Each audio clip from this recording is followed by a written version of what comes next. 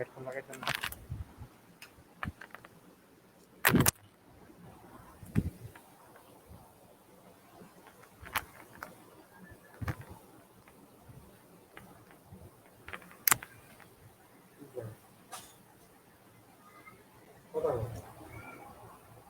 আসসালামু আলাইকুম।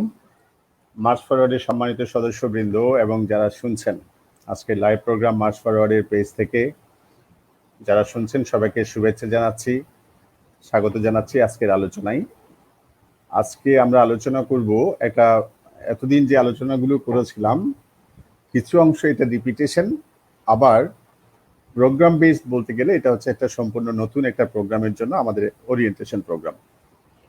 আমরা সকলেই বাংলাদেশে যে জবটার জন্য সবাই সবচেয়ে বেশি মুখিয়ে থাকি শিক্ষিত গ্র্যাজুয়েটসরা, এবং যাদের অ্যাম্বিশন চাকরি জগতে যাদের অ্যাম্বিশনটা অনেক বেশি হাই, এবং যেই চাকরিটা আমাদের সোশ্যাল পজিশনিংয়ের দিক থেকে সোশ্যাল সামাজিক চাহিদার দিক থেকে যে চাকরিটার অবস্থান অনেক বেশি উঁচুতে, সেই জব তথা বাংলাদেশ সিভিল সার্ভিসের জব তথা বিসিএস জব নিয়ে আমরা আলোচনা করব।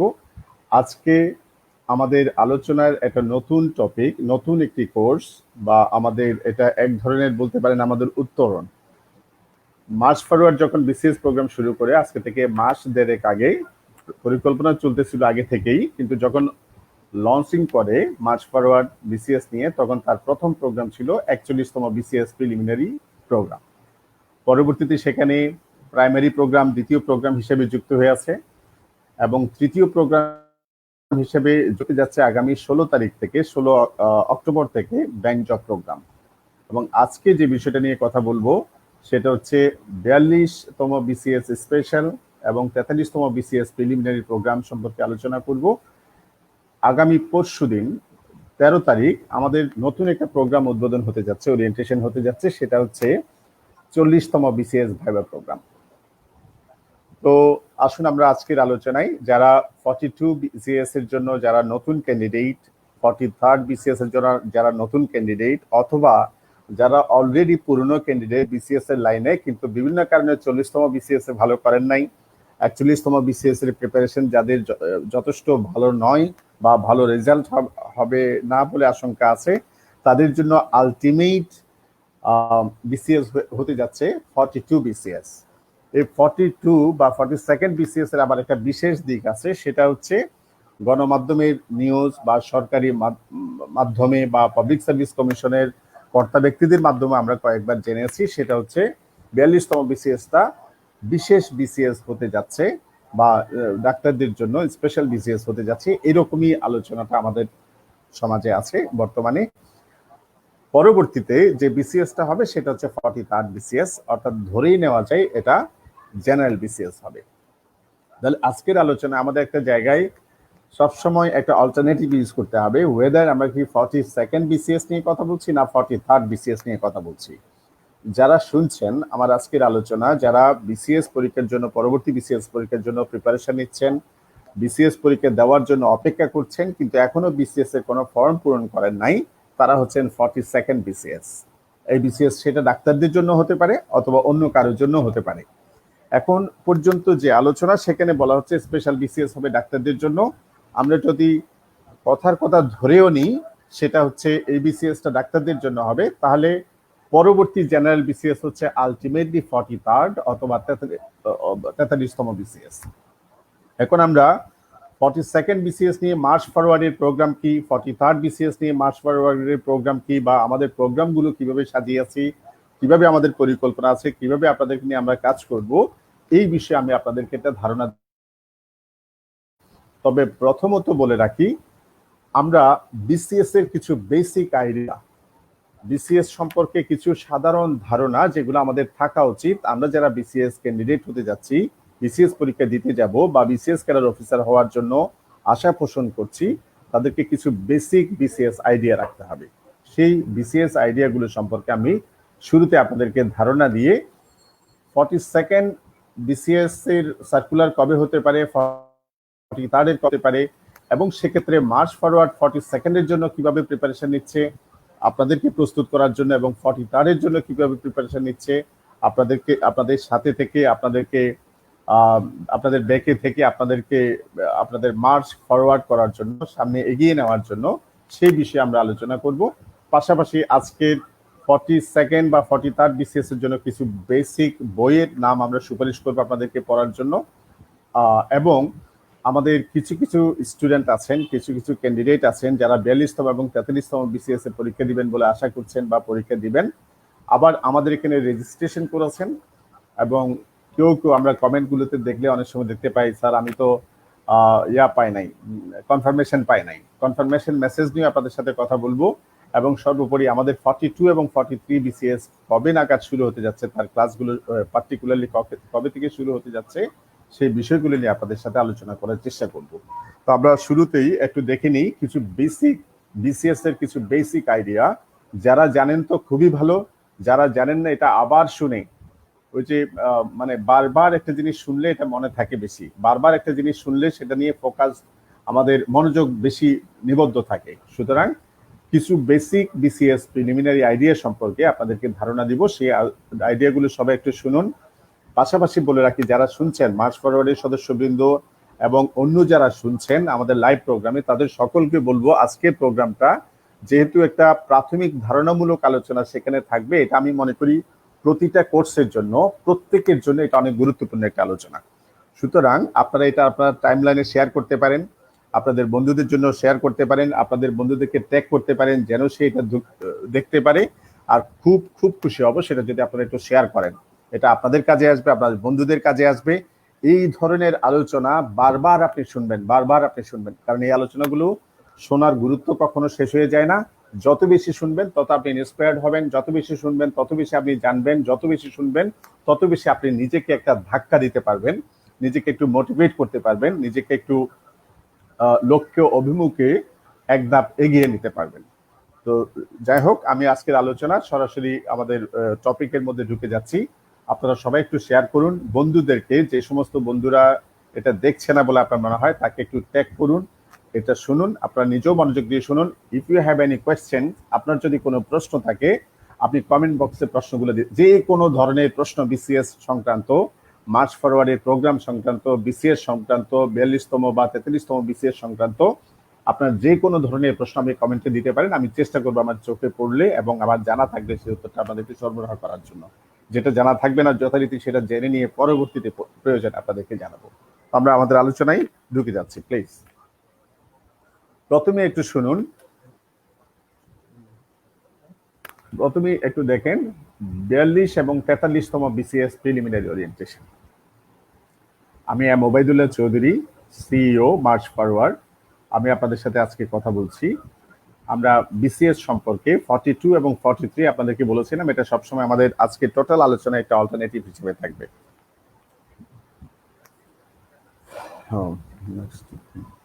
BCS মানে হলো বাংলাদেশ সিভিল সার্ভিস। আপনারা একটু যারা শুনছেন তারা নিজেরা খাতা কলম নিয়ে শুনেন, তারা নিজেরা একটু লিখুন, আমার সাথে সাথে লিখুন। এখানে নতুন কিছু তথ্য পাবেন যেটা হয়তো আপনি আগে জানতেন না, সেটা আপনার জানা দরকার। BCS মানে হলো, BCS এর ফুল ইলাবোরেশন হচ্ছে বাংলাদেশ সিভিল সার্ভিস। আর বাংলাদেশ সিভিল সার্ভিসকে যদি আমরা শর্টেন করি, সংক্ষিপ্ত করি, তাহলে যে রূপটা পাই সেটা হচ্ছে BCS। B stands for Bangladesh, C for civil and S for service. Bangladesh civil service, এটার একটা সৃজনশীল সুন্দর বাংলা অর্থ হলো বাংলাদেশ সুশীল সেবা। আমি আবারও বলছি, BCS তথা বাংলাদেশ সিভিল সার্ভিসের অর্থ হলো বাংলাদেশ সুশীল সেবা। আপনারা যারা পড়ছেন, যারা আমার সাথে শুনছেন আলোচনাটা, তারা সকলেই আমার সাথে মনে মনে, মুখে মুখে বলেন, মনে মনে নয় মুখে মুখে বড় করে বলেন, BCS Bangladesh civil service. Bangladesh civil সার্ভিসের বাংলা হলো বাংলাদেশ সুশীল সেবা। খেয়াল করেন যারা শুনছেন তারা কিন্তু, আমি ধরে নিচ্ছি তারা ব্যক্তিগতভাবে নিজের বাসায় বসে, নিজের এনভায়রনমেন্টে বসে এটা আপনি শুনছেন। আপনারা আমার সাথে সাথে আমি যে কথাগুলো বলবো আমার সাথে নিজে নিজে মুখে আওড়াবেন। মনে রাখবেন, নিজের মুখে কোনো কথা কান শুনে মতো করে স্পষ্ট করে উচ্চারণ করলে এটা আমাদের স্মৃতিতে, আমাদের মেমোরিতে সেটা লিপিবদ্ধ হয়ে যায়, সেটা আমাদের অনেকদিন মনে রাখতে সহযোগিতা করে এবং এখানে আমাদের মনোযোগটা অনেক ক্ষেত্রে বাড়িয়ে দেয়। সুতরাং আপনারা আমার সাথে বলুন, BCS Bangladesh civil service, Bangladesh সুশীল সেবা। বিসিএস যে পরীক্ষাটা হয়, বিসিএসটাকে আমরা দুইটা অর্থে ব্যবহার করতে পারি। একটা হলো BCS service, Bangladesh civil service, বাংলাদেশের সুশীল সমাজ, বাংলাদেশের সুশীল সার্ভিস বা সুশীল সেবায় যারা কাজ করেন, এই সেবাটাকে বলা হয় it's a name of a service, এটা হচ্ছে একটা চাকরির নাম। আবার বিসিএস এক্সামিনেশন হলো BCS examination, Bangladesh civil service examination. এই পরীক্ষায় অংশগ্রহণ করার পর কেউ যদি উত্তীর্ণ হয় তাহলে সে বিসিএস ক্যাডার অফিসার হয়। তাহলে আবার একটু খেয়াল করেন, বাংলাদেশ সিভিল সার্ভিস যে সার্ভিসটার কথা আমরা আজকে আলোচনা করছি, সেই সার্ভিসটার প্রবেশ করতে হলে তাহলে একটা পরীক্ষা দিতে হয়। এই পরীক্ষার নাম হলো বিসিএস এক্সামিনেশন। দ্যাট মিনস বিসিএসটাকে আমরা দুইটা অর্থে ব্যবহার করতে পারি। একটা হচ্ছে it is a name of a service, আবার বিসিএস হলো a name of N examination, এটি একটি পরীক্ষার নাম। তাহলে বিসিএসটাকে একটু খেয়াল করেন, আমরা টুয়াইস, আমরা টু অ্যাসপেক্ট থেকে ব্যাখ্যা করতে পারি। একদিকে রেসপেক্ট হচ্ছে বাংলাদেশ সিভিল সার্ভিস বা বাংলাদেশ সিভিল সার্ভিস, আরেকটা অর্থ হলো বাংলাদেশ সিভিল সার্ভিস, আরেকটা অর্থ হচ্ছে বিসিএস এক্সামিনেশন বা বাংলাদেশ সিভিল সার্ভিস এক্সামিনেশন। আমরা এই বিষয়টা আপনারা একটু খেয়াল করেন, যারা শুনছেন একটু মনোযোগ দিয়ে শুনেন। বিসিএস এর দুইটা অ্যাসপেক্ট, একটা হলো বিসিএস সার্ভিস, আরেকটা হচ্ছে বিসিএস এক্সামিনেশন। একটা বিসিএস সার্ভিস আর একটা হচ্ছে বিসিএস এক্সামিনেশন। বিসিএস সার্ভিস মানে যেটা আগে বলেছিলাম বাংলাদেশ সুশীল সেবা, আর বিসিএস এক্সামিনেশন মানে হলো বাংলাদেশ সিভিল সার্ভিস পরীক্ষা, এটাকে আমরা বাংলায় বলতে পারি। এবার পরবর্তীতে যারা আছেন, একটু শুনুন, এক মিনিট একটু এইটাকে ফোকাস করুন, এটাকে সামনে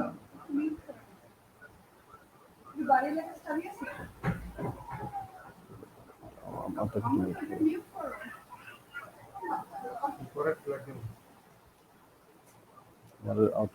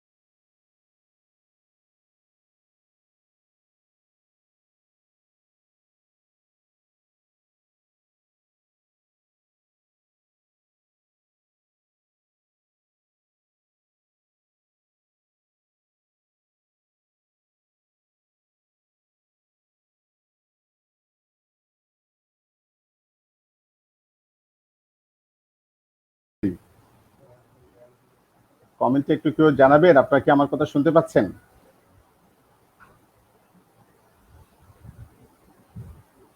একটু একটু প্লিজ, আপনারা কি আমার কথা শুনতে পাচ্ছেন? আপনারা কি আমাকে শুনতে পাচ্ছেন? স্যারকে ফোন দিয়ে বলেন আমি স্যারের সাথে কাজ করি, স্যারের মেয়ে আটকে গেছিল, এখন উনি আবার লাইনে গেছে, খোলা গেছে। হ্যাঁ, হ্যালো। আচ্ছা আচ্ছা আচ্ছা, ধন্যবাদ।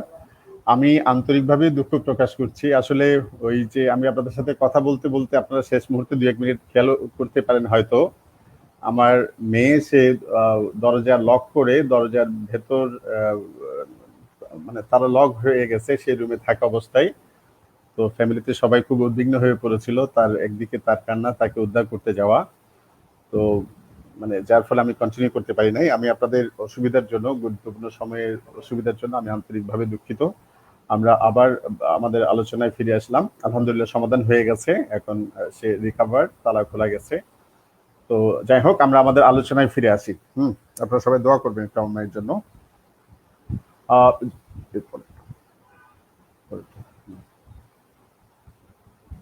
ক্যাডার, আমরা যে আলোচনাটা করছিলাম, আমাদের আলোচনা আমরা শুরুতেই বলেছি আমাদের আজকের আলোচনা 3 ভাগে বিভক্ত। একটা হচ্ছে বিসিএস এর কিছু বেসিক আইডিয়া, আরেকটা হচ্ছে পরবর্তী বিসিএসটা 42 বা 43 যেটাই হোক সেক্ষেত্রে মার্চ ফরওয়ার্ড তার সার্ভিসটা আপনাদেরকে কিভাবে প্রোভাইড করবে বা তার পরিকল্পনাটা কি, এবং আপনাদেরকে এটা বুক সাজেস্ট করা। প্রাইমারিলি আপনারা যারা যেটার এখনো সার্কুলার হয় নাই 42তম বিসিএস এবং 43তম বিসিএস, তার প্রিপারেশনটা আপনারা পার্সোনালি কিভাবে নেবেন, ওই মার্চ ফরওয়ার্ড কিভাবে নেবেন সেই বিষয়ে আপনাদেরকে ধারণা দিব। পাশাপাশি আমাদের দুই একটা যারা কনফার্মেশন মেসেজের জটিলতায় ভুগছেন তাদের জন্য দুই একটা বার্তা থাকবে। তো আমি আমার বেসিক আইডিয়া যেগুলো বললাম বিসিএস এর জন্য, আপনারা খেয়াল করেন ক্যাডার শব্দটা কিন্তু বাংলা ভাষার শব্দ নয়, ক্যাডার শব্দ ইভেন ইংরেজি ভাষার শব্দও নয়। ক্যাডার হচ্ছে একটা 2-3টা ভাষায় ক্যাডার শব্দটা পাওয়া যায়। মেইন হচ্ছে একটা ল্যাটিন ভাষা আছে যেখান থেকে ক্যাডার শব্দটি এসেছে, আবার ফ্রেঞ্চ ভাষা আছে যেখান থেকে ক্যাডার শব্দটি এসেছে। তাহলে ফ্রেঞ্চ ভাষা, ল্যাটিন ভাষা এবং কেউ কেউ বলে থাকেন স্প্যানিশ ভাষা থেকেও ক্যাডার শব্দটার উৎপত্তি হয়েছে। পাবলিক সার্ভিস কমিশন 2008 সালে একটা প্রশ্নের পরীক্ষায় একটা প্রশ্ন দিয়েছিল, একটা প্রশ্নপত্রে ক্যাডার শব্দটি কোন ভাষা থেকে সংগৃহীত করা উদ্ভূত হয়েছে। তো এটার উত্তর ছিল ল্যাটিন ভাষা, সেখানে সম্ভবত ফ্রেঞ্চ ভাষার অপশনটা ছিল না। তাহলে আমরা একটু জেনে নিলাম যারা শুনছেন বন্ধুরা, বিসিএস ক্যাডার এর ক্যাডার শব্দটা হচ্ছে একটা ফ্রেঞ্চ শব্দ অ্যাজ ওয়েল এস একটা ল্যাটিন শব্দ। এই শব্দের সরাসরি বাংলা অর্থ করা এটা অনেকটাই টাফ, ডিফিকাল্ট। অনেকগুলো শব্দের সরাসরি বাংলা করা খুবই দুরূহ, যেমন কমিশন, ইংরেজিতে আমরা শব্দ জানি কমিশন, চেয়ার, এই শব্দগুলোর বাংলা যে একেবারে নেই, খুঁজে টুচে পাওয়া যায় না দূরবীন দিয়ে তা নয়, তবে ইউজুয়ালি এই বাংলা শব্দগুলো আমরা ইউজ করি না। তারপরেও আমাদের বোঝার জন্য, জানার জন্য, একটু শেপ, একটা আদল পাওয়ার জন্য আমরা বলতে পারি ক্যাডার শব্দের অর্থ হচ্ছে পদালি। আমি আবারও বলছি পদালি, যিনি পদে বসে কাজ করেন, যিনি কাজ করার সময় ইম্পার্সোনাল, তার কোনো বন্ধু থাকে না, স্বজন থাকে না। পদে কাজ করার সময়, চেয়ারে বসে কাজ করার সময় সে কারো পরিচিত নন, তিনি হচ্ছেন পরিচালিত হন according to rules and regulations, নীতিমালা দিয়ে, নিয়ম কানুন দিয়ে, কিছু বিধিবিধান দিয়ে তিনি পরিচালিত হন। দ্যাট ইজ হয় তাকে বলা হয় ইনকামবেন্ট, যিনি অফিসে বসে কাজ করেন। তাহলে আমরা একটা জিনিস জানলাম, সেটা হচ্ছে ক্যাডার শব্দটি একটা বাহিরের ভাষার শব্দ, বাহিরের মানে সেটা ইংরেজি নয়, সেটা ফ্রেঞ্চ এবং ল্যাটিন ভাষার শব্দ। আবার ক্যাডার শব্দের যদি আমরা বাংলা খুঁজতে যাই সেটার অর্থ হচ্ছে পদালি। ইংরেজিতে ক্যাডার শব্দটা একটা ইলাবোরেটেড মিনিং আছে, that is cadre means a group of trained people. আমি আবারও বলছি cadre means a group of trained people for specific purpose. আপনারা জানেন আমরা ব্যক্তিগত জীবনের জন্য, আমাদের ব্যক্তিগত ইচ্ছা পূরণের জন্য আমরা অনেকভাবে পরিচালিত হই, কিন্তু আমরা যখন দশের জন্য কাজ করব, আমরা যখন সমাজের জন্য কাজ করব, আমরা যখন অনেকগুলো মানুষের জন্য কাজ করব, এটা আমাদের ব্যক্তি দর্শন দিয়ে হয় না। আমাদেরকে অনেক ইনফরমেশন সাথে রাখতে হয়, আমাদেরকে অনেক বিষয়ে সচেতন থাকতে হয়, আমাদের সমাজ ব্যবস্থা সম্পর্কে, আমাদের সমাজের বিভিন্ন ধরনের ডেভিয়েশন গুলো সম্পর্কে, সংকটগুলো সম্পর্কে, সম্ভাবনাগুলো সম্পর্কে আমাদেরকে জানতে হয়, এবং আমাদের সমাজের সংস্কৃতি সম্পর্কে আমাদের জানতে হয় প্রত্যেকটা সমাজে যারা সিভিল সার্ভেন্ট হিসেবে কাজ করে। এই জন্য ক্যাডার যারা তাদেরকে বলা হয় trained people for specific purpose. এই যে আপনাদেরকে নিয়ে সমাজের জন্য যে নীতিবিধানের কাজ করা হবে, যে নীতিগুলো আপনি বাস্তবায়ন করবেন, সেই জন্য আপনাকে ট্রেনিং দেওয়া হবে। That is why cadre means a group of trained people for specific purpose. আমার মনে হয় আপনারা শুনেছেন, আমি আবারও বলছি, a group of trained people for specific purpose. ধন্যবাদ কমেন্ট। আমি এই যে কমেন্টও খুব সুন্দর করে একজনে দিয়েছেন, আমি নামটা মিস করে ফেলেছি, সম্ভবত ইউনিফর্ম সাব্বির, তিনি আমার শব্দটা হুবহু ইউজ করেছেন, a group of trained people for specific purpose. আর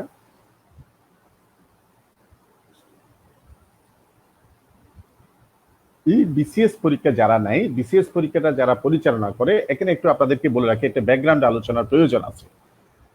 1971 সালে দেশ স্বাধীন হওয়ার পর 1972 সালে আমাদের একটা পাবলিক সার্ভিস কমিশন গঠন করা হয়েছিল, পিএসসি ফার্স্ট।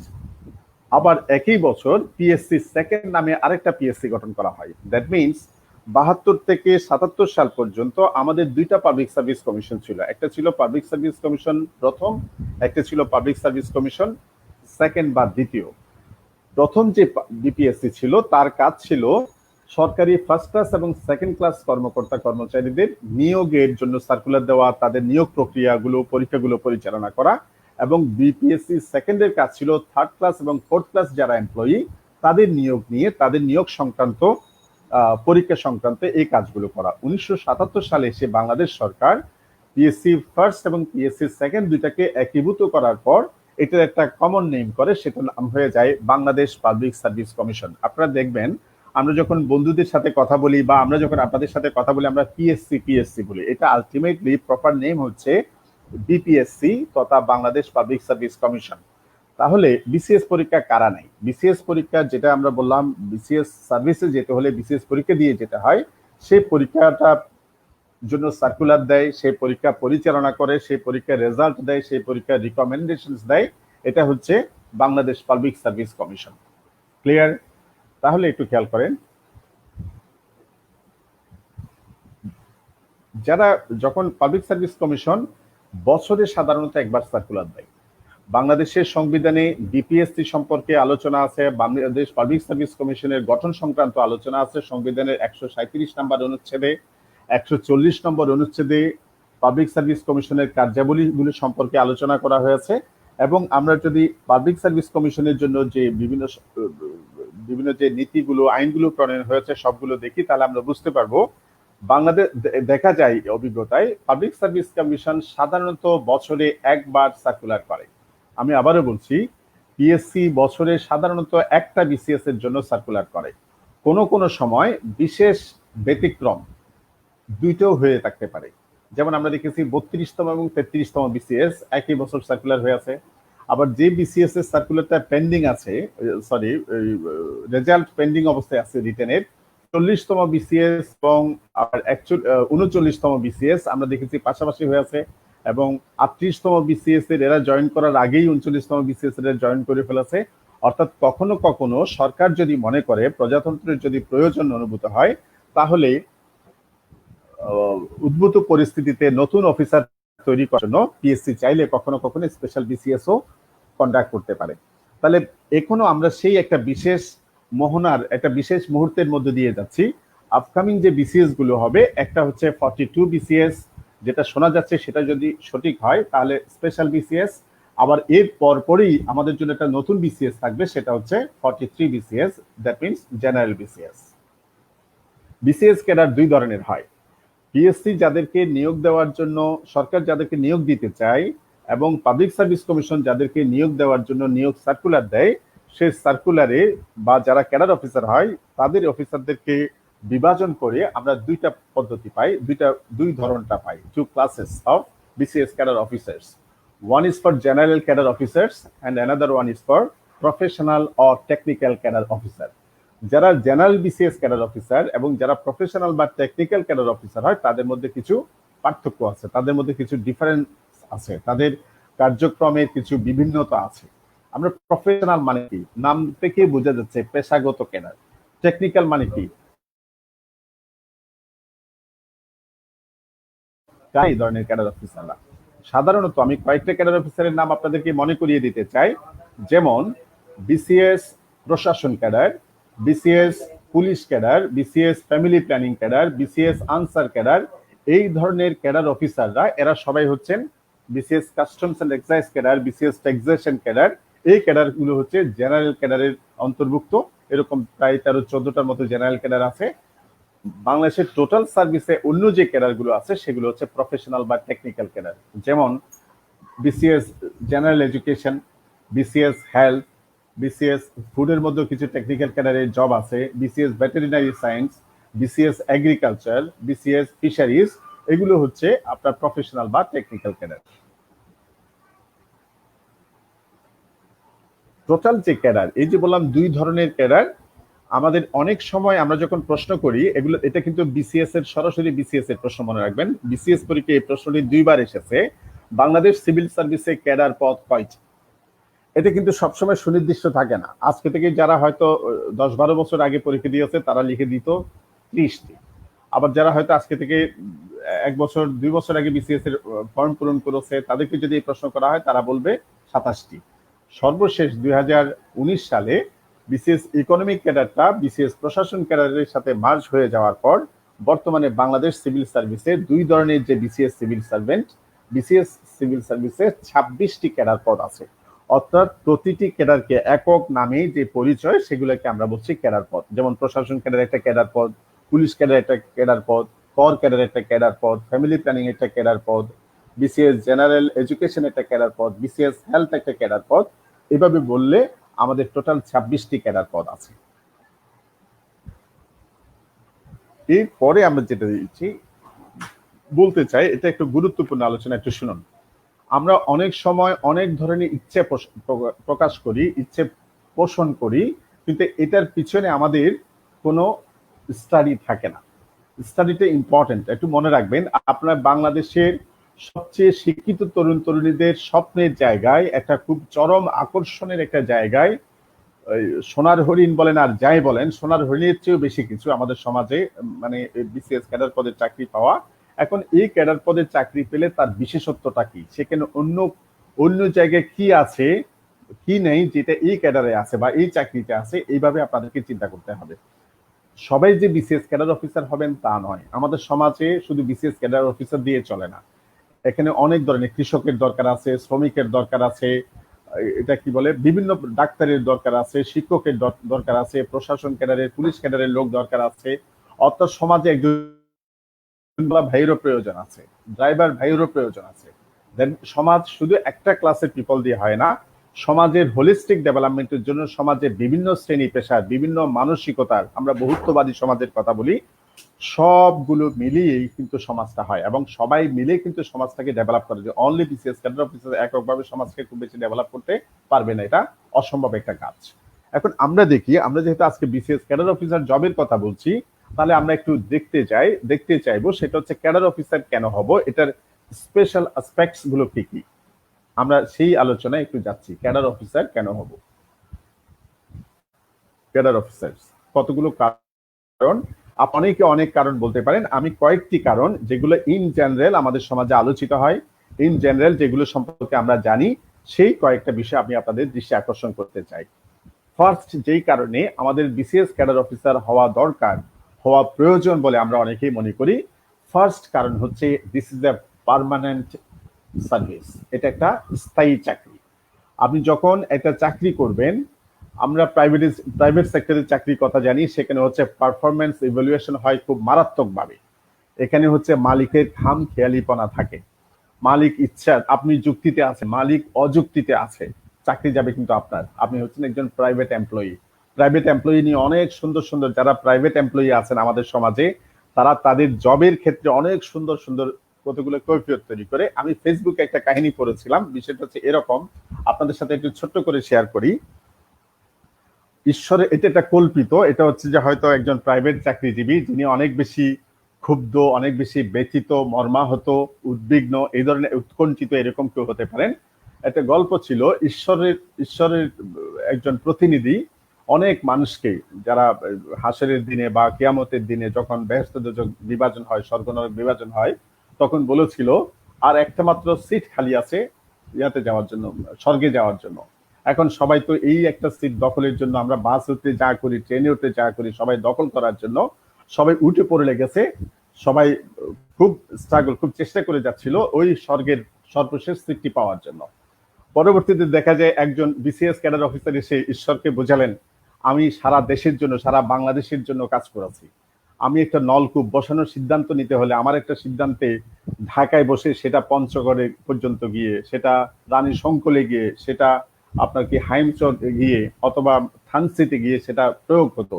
সুতরাং পুরো দেশের মানুষকে নিয়ে, পুরো সমাজের জন্য, ডেভেলপমেন্টের জন্য আমি কাজ করেছি। স্বর্গপ্রাপ্তি আমার অধিকার। এখন ঈশ্বর চুপ থাকলেন। আরেকজন আসলো ব্যাংকার। ব্যাংকার সে এসে বললো, আমি সে সকাল থেকে বিকাল পর্যন্ত কত সিরিয়াস এবং সিনসিয়ার একটা কাজ, আর্থিক সমস্যা, এটা অর্থ সংক্রান্ত বিষয়, সেই বিষয়ে আমি দিবারাত্রি কাজ করতাম। সন্ধ্যা 7টা পর্যন্ত কাজ শেষ না হওয়া পর্যন্ত, আমার ব্যালেন্স শিট না মেলা পর্যন্ত আমি ব্যাংকের অফিস ত্যাগ করতে পারতাম না। সুতরাং স্বর্গপ্রাপ্তির অধিকার আমার আছে। এরকম কয়েকজন বলতে গেল, হঠাৎ করে একজন প্রাইভেট এমপ্লয়ি বলছে, না, স্বর্গে যাওয়ার কেবলমাত্র অধিকার হচ্ছে আমার। বলে, কারণ কি? বলে, আমি বাংলাদেশের গার্মেন্টস সেক্টরে কন্ট্রিবিউট করেছি। আমি একজন গার্মেন্টস ওয়ার্কার। আমি ঢাকার গাজীপুরের একটা গার্মেন্টস শ্রমিক শিল্পী। আমি হচ্ছে একজন মহিলা। আমার ভোর শুরু হতো, দিন শুরু হতো ফজরের আজানের সাথে সাথে। খুব দ্রুত ওঠার পর আমি নিজের জন্য রান্না বান্না করতাম, সারা দিন আমার শাশুড়ির জন্য রান্না বান্না করতাম, আমার একটা দুধের বাচ্চা আছে তার জন্য আমি রান্না বান্না করে তার বিভিন্ন বিষয়গুলো আমি তৈরি রাখতাম। অফিসে চলে যেতাম। 8টা থেকে 8টা 1 মিনিট হলে সুপারভাইজারের বিভিন্ন রকমের বিতিকিচ্ছিরি গালাগালি, সুপারভাইজারের অনেক অকাট্য ভাষায়, অশ্লীল ভাষায় গালিগালাজ আমাকে সহ্য করতে হতো। এক খুবই নোংরা পরিবেশে আমাকে কাজ করতে হতো দিবারাত্রি। কোনো ছুটি ছাটা কোনো কিছুই ছিল না। শেষে যখন আমি সন্ধ্যা 7টার দিকে আমি বাসায় ফিরবো, হঠাৎ করে আমার সুপারভাইজার এসে বলে যে আজকে ওভারটাইম করতে হবে আরো 3 ঘন্টা বেশি। ওইদিকে মোবাইল বন্ধ রেখেছি, কারণ জামাই বেটা বারবার ফোন দিয়ে যায়, ফোনে পাচ্ছে না, সে অ্যানয়েড হয়ে যাচ্ছে। আমি আর না পারতে ফোন বন্ধ করি, আমার তো অফিসে চাকরি চলে যাবে আমি যদি ওভারটাইম না করি। সুতরাং আমি ওভারটাইম করতাম আরো 3 ঘন্টা বেশি। সারা দিন কাজ করে রাতে ওভারটাইম করে আমি যখন 10টা-11টার দিকে পৌঁছাতাম, আমার বুকের মধ্যে কষ্ট ছিল, আমার মেয়েটার না কি কষ্ট হচ্ছে, আমার বুঝি শাশুড়িটার না জানি কি কষ্ট হচ্ছে। আমি যে বাসায় ঢুকতাম, বাসায় ঢোকার সাথে সাথে আমার হাজব্যান্ড আমাকে বলতো, আমার হাজব্যান্ডের আবার 2 বউ, এক বউ হচ্ছে আমি, আরেক বউ থাকতো অন্য জায়গায়। এবং হঠাৎ করে আমার হাজব্যান্ড আমাকে বলতো, তুই এতক্ষণ কার সাথে ছিলি, কোথায় ছিলি, এই ধরনের প্রশ্ন করতো। এটা এতটুকু বলার পর ঈশ্বর হঠাৎ করে বললেন, দুঃখের কথা শুনতে পাচ্ছি না, তুই বেহেশতে চলে যা। অর্থাৎ প্রাইভেট চাকরির অনিশ্চয়তা, প্রাইভেট চাকরিতে যে তার অনেক কাজের যে প্রেশার, এবং সবকিছু মিলে প্রাইভেট চাকরিটা এবং অনিশ্চিত জব, এই কারণে আমরা কিন্তু সরকারি জবটাকে একটু স্পেশাল কনসেন্ট্রেশন দিই, ফোকাস দিই। সরকারি চাকরির প্রতি আমাদের একটা দুর্বলতা আছে। এটার অন্যতম প্রধান কারণ হচ্ছে দিস ইজ অ্যান আছে। সরকারি আমাদের বিসিএস ক্যাডার অফিসার হওয়ার পিছনে আমাদের যে দ্বিতীয়, আপনি দেখবেন যারা বিসিএস ক্যাডার অফিসার হতে চায় তারা শুধু নিজের সম্পর্কে চিন্তা করে না। আমি ব্যক্তিগতভাবে গত 12-14 বছরে হাজারো স্টুডেন্টের সাথে আমার পরিচয় হয়েছে, ক্যান্ডিডেটের সাথে আমার পরিচয় হয়েছে, হাজারো ইয়াং ক্যাডার অফিসারদের সাথে আমার যোগাযোগে, তাদের সাথে ভাব বিনিময়ের সুযোগ হয়েছে। সম্পর্কে হবে না, তারা সমাজের হোলিস্টিক ডেভেলপমেন্ট সম্পর্কে, সমাজের একটা সামগ্রিক উন্নতি সম্পর্কে তারা চিন্তা করে। সুতরাং বিসিএস ক্যাডার আমরা এই কারণেও হব, সো দ্যাট আমি সমাজের জন্য, সমাজ উন্নয়নে যাতে আমি একটা কার্যকর ভূমিকা রাখতে পারি। তৃতীয় যে কারণ সেটা আমি বলবো, একটা হচ্ছে বেতন, ভালো বেতন এবং অন্যান্য সুযোগ সুবিধা। অন্যান্য সুযোগ সুবিধা তো চাকরি বিধি অনুযায়ী আছেই। আপনি মনে রাখবেন, আমরা টাকা দিয়ে কি কিনি? কতগুলো সার্ভিস কিনে নিই। তাহলে টাকা যদি না থাকে, আমি যদি সার্ভিসটা পেয়ে যাই, তাহলে তো আমার টাকার কাজই করেছে। সুতরাং বিসিএস ক্যাডার অফিসার যারা হয়, গভর্নমেন্ট জবের ক্ষেত্রে যারা হোল্ডার্স যারা আছে, তারা অনেক ফ্রিঞ্জ বেনিফিট বলে এটা ইন্ডাস্ট্রিয়াল ভাষায়, অনেক সুযোগ সুবিধা পায়, কিছু বেনিফিটস পায়। পাশাপাশি তারা একটা বাংলাদেশের সমাজে চলার মতো সর্বোচ্চ একটা বেতন কাঠামো, সম্ভবত আমার জানা মতে প্রবেশন পর্যায়ে এর চেয়ে বেশি বেতন অন্য কোনো প্রতিষ্ঠানে, সে সরকারি হোক প্রাইভেট হোক, খুব একটা বেশি দেওয়া হয় না। আপনি যদি সরকারি বেতনটা তার অন্যান্য সুযোগ সুবিধাকে একসাথে চিন্তা করেন, তাহলে এটা আনপ্যারালাল। এটা সরকারি যারা জব হোল্ডার্স, বিশেষ করে যারা বিসিএস ক্যাডার অফিসার, যারা নবম গ্রেডে যোগ দেন, তাদের সুবিধাটা অন্যদের থেকে বেশি।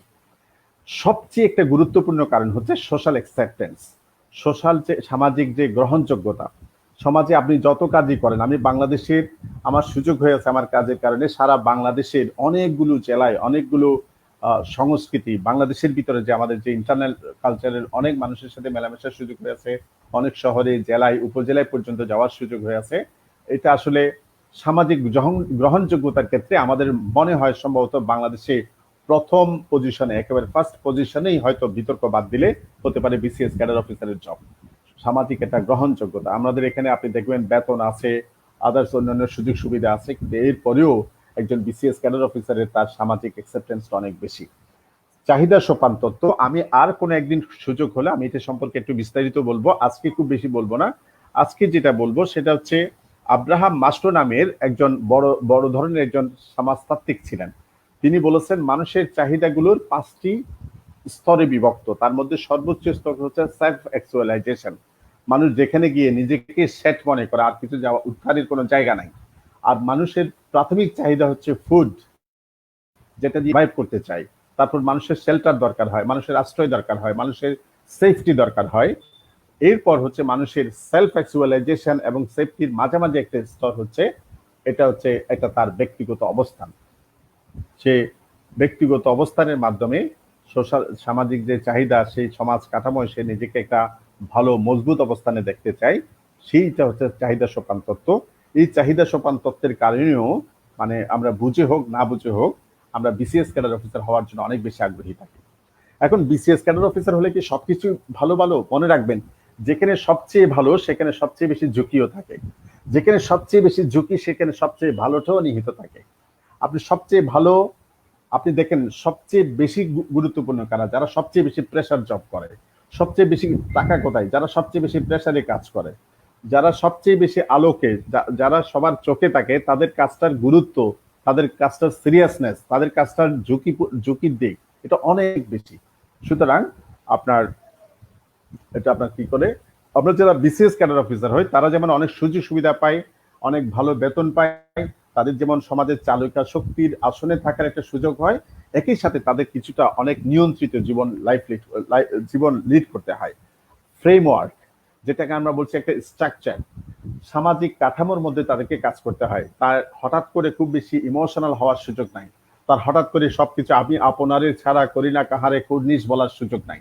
এবং সেখানে সম্ভবত সিনিয়র পর্যায়ে, অনেক টপ পর্যায়ে না যাওয়া পর্যন্ত আপনি যে একটা ক্রিয়েটিভিটি শো করবেন, আপনি সৃজনশীলতা নিয়ে আসবেন, এটা সুযোগটা নেই আমি বলবো না, কম্পারেটিভলি কম। আপনারা দেখবেন হঠাৎ করে শুনবেন অমুক এসিল্যান্ড অমুক জায়গায় এরকম একটা পরিবর্তন নিয়ে আসছে, অমুক ইউএনও আপনার তার জায়গায় চাল বিতরণের ক্ষেত্রে একটা অভিনব একটা সুন্দর কার্যকর উদ্যোগ গ্রহণ করেছেন, অমুক ডিসি মহোদয় এরকম একটা উদ্যোগ নিয়েছেন। নেই তা নয়, তবে তার অনেক বেশি তাকে সংযত থাকতে হয়, অনেক কিছু তাকে চিন্তা করতে হয়, সবকিছু মিলিয়ে এই কাজটার আমার কাছে মনে হয়েছে একটা সীমাবদ্ধতার একটা কারণ। এরপর মনে রাখবেন, ফ্যামিলি, ফ্রেন্ডস, সমাজ, একেবারে নিজস্ব যে বলয়, পরিবার, সঙ্গ, এটা কিন্তু অনেক সুযোগ বঞ্চিত হয়, আপনার সঙ্গ বঞ্চিত হয়। এগুলো কিন্তু বিসিএস ক্যাডার অফিসারের চাকরির কিছু সীমাবদ্ধতা। কারা বিসিএস পরীক্ষা দিতে পারবেন? আমি বেসিক আইডিয়াগুলো নিয়ে আমার কথা শেষ পর্যায়ে চলে আসছি। বেসিক আইডিয়াগুলো সম্পর্কে, বিসিএস ক্যাডার অফিসার পরীক্ষাটা কারা দিবেন? যারা গ্রাজুয়েশন শেষ করেছেন, 4 years BCS 4 years academic life শেষ করেছেন আফটার ইন্টারমিডিয়েট এক, অথবা যারা নর্মাল পাস কোর্সে পাস করার পরে মাস্টার্স ডিগ্রি করেছেন, 2 বছর মেয়াদী মাস্টার্স ডিগ্রি, তারা সবাই বিসিএস পরীক্ষা দিতে পারবে। কোন সাবজেক্ট থেকে পরীক্ষা দিলে পাস করলে বিসিএস পরীক্ষা দেওয়া যায়? বাংলাদেশে যতটি সাবজেক্ট আছে সব সাবজেক্ট থেকে পাস করে বিসিএস। এটা হচ্ছে সুযোগের সমতা, সবাই যাতে সুযোগটা সামগ্রিকভাবে সকলেই সার্বজনীনভাবে ভোগ করতে পারে, সেই জন্য এই ব্যবস্থাটা রাখা হয়েছে। এরপর এটা বয়সের একটা বিষয় আছে, সর্বনিম্ন 21 বছরের আগে আপনি পারবেন না, 30 বছরের বেশি হলে আপনি পারবেন না। এটা আমরা আরো পরে যখন আপনাদের বিসিএস এর সার্কুলার হয়ে যাবে, সার্কুলার হওয়ার পর এটা নিয়ে আমরা আরো বেশি ডিটেইলস আলোচনা করব, একেবারে পুঙ্খানুপুঙ্খানু শব্দ, লাইন, বাক্য ধরে ধরে আমি আপনাদেরকে বোঝাবো, আপনাদের সাথে শেয়ার করবো। এটা নিয়ে এখন টেনশন করার কোনো কারণ নাই। যারা বিসিএস পরীক্ষা দিতে পারবেন তাদের মধ্যে একটা জিনিস খেয়াল করেন, অনেকে ভীতি হেতু, অনেকে অনেক বড় সিলেবাস, এই চিন্তা, দুরাশা, টেনশন চিন্তা করে অনেকে বিসিএস পরীক্ষা দেয় না। অনেকেই আপনার প্রাইভেট বিশ্ববিদ্যালয়ে পড়ার পর মনে করেন যে আমার হবে না, আসলে এই ধারণাগুলো একেবারেই ভুল। ডিগ্রি পাস করে মাস্টার্স করে আপনি বিসিএস ক্যাডার অফিসার হতে পারবেন, আপনি শেরপুর কলেজে পড়ে বিসিএস ক্যাডার অফিসার হতে পারবেন, আপনি টেকনাফের কোনো কলেজে পড়ে, পঞ্চগড়ের কোনো নর্মাল ডিগ্রি কলেজে পড়েও আপনি বিসিএস ক্যাডার অফিসার হতে পারবেন। আপনি বাংলাদেশের সব প্রাইভেট বিশ্ববিদ্যালয়ে একেবারে সবচেয়ে শেষের প্রাইভেট ইউনিভার্সিটি র্যাঙ্কিং এ থাকার পরেও আপনি আপনার চেষ্টার মাধ্যমে, পরিশ্রমের মাধ্যমে আপনি বিসিএস ক্যাডার অফিসার হতে পারবেন। সুতরাং জন্ম হোক যথা তথা, কর্ম হোক ভালো, আপনি যে প্রতিষ্ঠানেই আপনি পড়ে আসেন না কেন, আপনি নিজেকে যদি শানিত করেন, নিজেকে যদি আপনি প্রস্তুত করেন, নিজেকে যদি আপনি প্রিপেয়ার করেন, নিজেকে যদি অন্য 10 জনের চেয়ে আপনি এগিয়ে রাখতে পারেন, আপনি যদি সেলফ মোটিভেটেড হন, নিজেকে নিজে মোটিভেট করতে পারেন, এরকম শক্তির অধিকারী হন, তাহলে আপনি আপনার ব্যাকগ্রাউন্ড কোন কলেজ, ব্যাকগ্রাউন্ড কি প্রাইভেট বিশ্ববিদ্যালয় না পাবলিক বিশ্ববিদ্যালয়, এগুলো একেবারেই কোনো ব্যাপার না। আপনি দেখবেন আমরা গত 10-15 বছর অসংখ্য বিসিএস ক্যাডার অফিসারদেরকে দেখেছি যারা ন্যাশনাল ইউনিভার্সিটিতে এসে ভালো ক্যাডার অফিসার হয়ে আছেন, প্রাইভেট ইউনিভার্সিটি থেকে এসে ভালো ভালো ক্যাডার অফিসার হয়ে আছেন। সুতরাং এই নেতিবাচক চিন্তার কোনো সুযোগ একেবারেই নেই। নেক্সট একটু খেয়াল করেন বিসিএস পরীক্ষার প্রধান ধাপগুলো কি কি। এখানে আমি দুইভাবে বিষয়টাকে নিয়ে আসছি। একটা হচ্ছে 42তম বিশেষ বিসিএস যদি হয় সেটার জন্য সিলেবাস কিরকম হতে পারে, আবার যদি 43তম বিসিএস এর সিলেবাসটা কমন, জেনারেল বিসিএস এর সাধারণত একই রকমের সিলেবাস থাকে। আপনার প্রিলিমিনারি 200 নম্বরের পরীক্ষা দিতে হয়, লিখিত 900 নম্বরের পরীক্ষা দিতে হয়, মৌখিক পরীক্ষা দিতে হয় 200 নম্বরের। আবার স্পেশাল বিসিএস যখন হয় তাদের ক্ষেত্রে আমরা দেখেছি 32তম বিসিএস, অনলি ওয়ান এক্সেপশনাল, 32তম বিসিএস এ প্রিলিমিনারি পরীক্ষা দিতে হয়েছে, লিখিত পরীক্ষা দিতে হয়েছে, আবার ভাইবা পরীক্ষা দিতে হয়েছে। অন্য সব স্পেশাল বিসিএস পরীক্ষায় প্রিলিমিনারির পর সরাসরি মৌখিক পরীক্ষা হয়েছে, ভাইবা পরীক্ষা হয়েছে। দ্যাট মিনস আপনি যদি স্পেশাল বিসিএস পরীক্ষায় অংশগ্রহণ করেন, নেক্সট টাইম যদি যারা ডাক্তার বন্ধুরা যারা আছেন তারা যদি বিসিএস স্পেশাল বিসিএস পান, তাদের প্রিলিমিনারি পরীক্ষা হবে 200 নাম্বার। এই 200 নাম্বারকে কাউন্ট করা হবে as preliminary and written examination. আমি আবারও বলছি, কথাটা খেয়াল করেন। স্পেশাল বিসিএস হলে প্রিলিমিনারি যে 200 নাম্বারের পরীক্ষা হবে এটাকে প্রিলিমিনারি এবং লিখিত দুইটা অর্থেই বিবেচনা করা হবে, এবং সরাসরি এই 200 নাম্বারের পরে সে 200 নাম্বারের ভাইবা পরীক্ষা দিবে। আপনি দেখেন বিষয়টা খুবই সিম্পল, খুবই ইজি। আবার আপনারা নিজেদের মধ্যে নিজেরাই কম্পিটিশন করবেন, এখানে অন্য কোনো কম্পিটিটরস নাই। কিন্তু আমরা 33তম বিসিএস দেখেছি প্রায় 6000-এর মতো ডাক্তার নিয়োগ দেওয়া হয়েছিল। 39তম বিসিএস আমরা দেখেছি প্রায় প্রথমে 5000-এর মতো, পরে আবার 2000, প্রায় 7000-এর মতো ক্যাডার অফিসার নিয়োগ দেওয়া হয়েছে। আবার স্পেশাল বিসিএস আসতেছে আপনাদের জন্য, আমাদের ডাক্তার বন্ধুরা যারা আছেন সারা দেশে, আপনারা অনেক কষ্ট করে ডাক্তারি পড়ালেখা করেছেন, করার পর আপনি কোন রকম একটা ডিগ্রি নিতে পারলে, আপনি যদি নিজেকে প্রুভ করতে পারেন বিসিএস পরীক্ষায়, 200 নম্বরের প্রিলিমিনারি পরীক্ষায় এবং 200 নম্বরের ভাইবা পরীক্ষায়, এটা কম্পারেটিভলি মনে রাখবেন বিসিএস পরীক্ষার সবচেয়ে হার্ড পার্টটা হচ্ছে রিটেন পরীক্ষা, মানে 900 নম্বরের যে লিখিত পরীক্ষা। যেহেতু এই পরীক্ষাটাই আপনাকে অংশগ্রহণ করতে হচ্ছে না, স্পেশাল বিসিএস পরীক্ষা যাদের দেওয়ার সুযোগ আছে তাদের আমি সবাইকে বলবো টু টেক ইট সিরিয়াসলি। আপনারা অনেক বেশি গুরুত্বের সাথে পরীক্ষাটাকে নেবেন। আপনি 42 পার হয়ে 43 দেওয়ার কোনো মানে হয় না। আপনার যেহেতু 42 সামনে আছে, আপনি 42 আগে কিছু একটা করে দেখান, এরপর হচ্ছে 43। 42 বাদ দিয়ে 43 ক্যাডার হওয়ার দরকার নেই, আপনি 42-এ হওয়ার চেষ্টা করেন। আর যারা বিসিএস জেনারেল বিসিএস পরীক্ষা দেয় তাদেরকে বলি, যেমন কোনো ডাক্তার বন্ধু যদি 43তম বিসিএস এর পরীক্ষা দেয়, তাকে কিন্তু এই 200 নম্বরের প্রিলি, 900 নম্বরের লিখিত এবং 200 নম্বরের ভাইবা, 200 নম্বরের টোটাল বিষয়টা কভার করে কিন্তু তাকে আবার জেনারেল আদার্স ক্যান্ডিডেটদের সাথে তাকে কম্পিট করতে হবে। আমাদের প্রিলিমিনারি পরীক্ষার বিষয়গুলো একটু করে বলি। আমরা যেহেতু আজকে প্রিলিমিনারি পরীক্ষার কেন্দ্রিক আলোচনা করছি, প্রিলিমিনারিতে আমাদের 10টা সাবজেক্ট থাকে। বাংলা ভাষা ও সাহিত্য, ইংরেজি ভাষা ও সাহিত্য, বাংলা ভাষা ও সাহিত্যে 35 নাম্বার, ইংরেজি ভাষা ও সাহিত্যে 35 নাম্বার, বাংলাদেশের বিষয়াবলী 30 নাম্বার, আন্তর্জাতিক বিষয়াবলী 20 নাম্বার, গাণিতিক যুক্তি ও মানসিক দক্ষতা 15-15-30 নাম্বার, বিজ্ঞান ও প্রযুক্তি 15-15-30 নাম্বার, ভূগোল 10 নাম্বার এবং নৈতিকতা, মূল্যবোধ ও সুশাসনে 10 নাম্বার। টোটাল 200 নাম্বারের প্রিলিমিনারি পরীক্ষা দিতে হয়। দ্যাট মিনস সবাই একটু নিজে মনে মনে বলেন, মুখে মুখে বলেন, নিজের কাছে নিজে বলেন, নিজে শুনিয়ে বলেন, বিসিএস পরীক্ষায় প্রিলিমিনারি পরীক্ষার সাবজেক্ট হচ্ছে 10টি। বিসিএস প্রিলিমিনারি পরীক্ষার সাবজেক্ট হচ্ছে 10টি।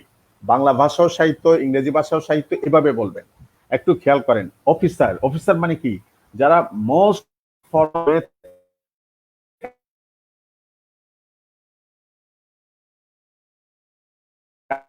আমরা কোনো বিষয় বিশ্লেষণ করতে পারি না। আপনি প্রিলিমিনারি সাবজেক্টগুলো বাংলা, ইংরেজি, বাংলাদেশ বিষয়াবলী এরকম নয়, এগুলো হচ্ছে বাংলা ভাষা ও সাহিত্য, ইংরেজি ভাষা ও সাহিত্য, বাংলাদেশ বিষয়াবলী, এইভাবেই আপনি নাম্বারগুলো কাউন্ট করবেন। আপনি প্রথম এই যে 10টা সাবজেক্ট প্রিলিমিনারি সাবজেক্ট, আপনি 2-3 বার নিজে নিজে পড়ে বন্ধুদের সাথে আলাপ করে নিজে এটা ভালো করে মুখস্থ করে ফেলুন, ভালো করে আপনি মনে রেখে দিন। তাহলে আমরা প্রিলিমিনারি পরীক্ষা, আমরা প্রিলিমিনারির জন্য কিছুক্ষণ পর আপনাদেরকে আলোচনা একটা পর্যায়ে আপনাদের বুক লিস্ট দিব, তখন আর একটু আলোচনা করব। এখন আপনাদেরকে একটু বলতে চাই মার্চ ফরওয়ার্ড আপনাদের জন্য কি রেখেছে। মার্চ ফরওয়ার্ড 42তম এবং 43তম বিসিএস কিভাবে পরিচালনা করবে সেই বিষয়ে আমি আপনাদেরকে খুব সংক্ষেপে একটা ধারণা দিতে চাই। মার্চ ফরওয়ার্ডের প্রথম প্রোগ্রাম বলেছিলাম বিসিএস প্রিলিমিনারি 41, বিসিএস 41 এর এক্সাম ব্যাচ, প্রাইমারি এবং ব্যাংক জব, এবং বর্তমানে আজকের ওরিয়েন্টেশনের মাধ্যমে 42 এবং 43তমের কার্যক্রম আমরা শুরু করে দিয়েছি অলরেডি, এবং আগামী 13 তারিখ থেকে আমাদের 40তম বিসিএস ভাইভা প্রোগ্রাম শুরু হবে। এখান থেকে একটা মেসেজ আপনাদের জন্য আমি দিতে চাই, যারা শুনছেন বন্ধুরা, যারা মার্চ ফরওয়ার্ডের আমাদের আনন্দের সহযাত্রী, আমাদের ভাইয়েরা বন্ধুরা, তাদের সবাইকে বলছি মার্চ ফরওয়ার্ড বিসিএস প্রোগ্রামটা নিয়ে খুবই সিরিয়াস। সব প্রোগ্রাম নিয়েই আপনি মনে করবেন এখানে একাধিক প্রোগ্রাম আছে, তার মানে কোনোটা আপনার আমরা একটু কি হেলাফেলা করব, কোনোটা একটা আমরা একটু ঢিল দেবো, এটা হওয়ার কোনো সুযোগই নেই।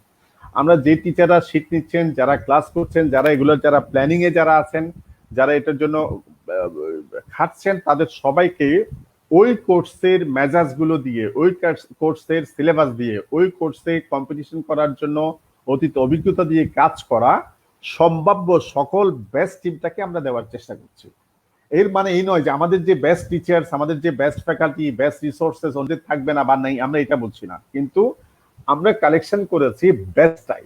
এটা হচ্ছে টিচার্স ফ্যাকাল্টি থেকে বলেন, কোর্স ম্যাটেরিয়ালস থেকে বলেন, এবং আমরা যদিও মনে হচ্ছে আমরা নিউ, কিন্তু আমরা এটা নিয়ে কাজ করতেছি অনেক দিন ধরে। আমাদের যিনি মার্চ ফরওয়ার্ডের যিনি ফাউন্ডার, আমাদের চিফ প্যাট্রন শ্রদ্ধেয় বাদল স্যার, উনি একজন সিনিয়র সিভিল সার্ভেন্ট। উনি এই বিষয়ে কেরিয়ার নিয়ে ওনার প্রচন্ড রকমের কাজ করার অভিজ্ঞতা আছে, উনি কাজ করেছেন প্রতিনিয়ত।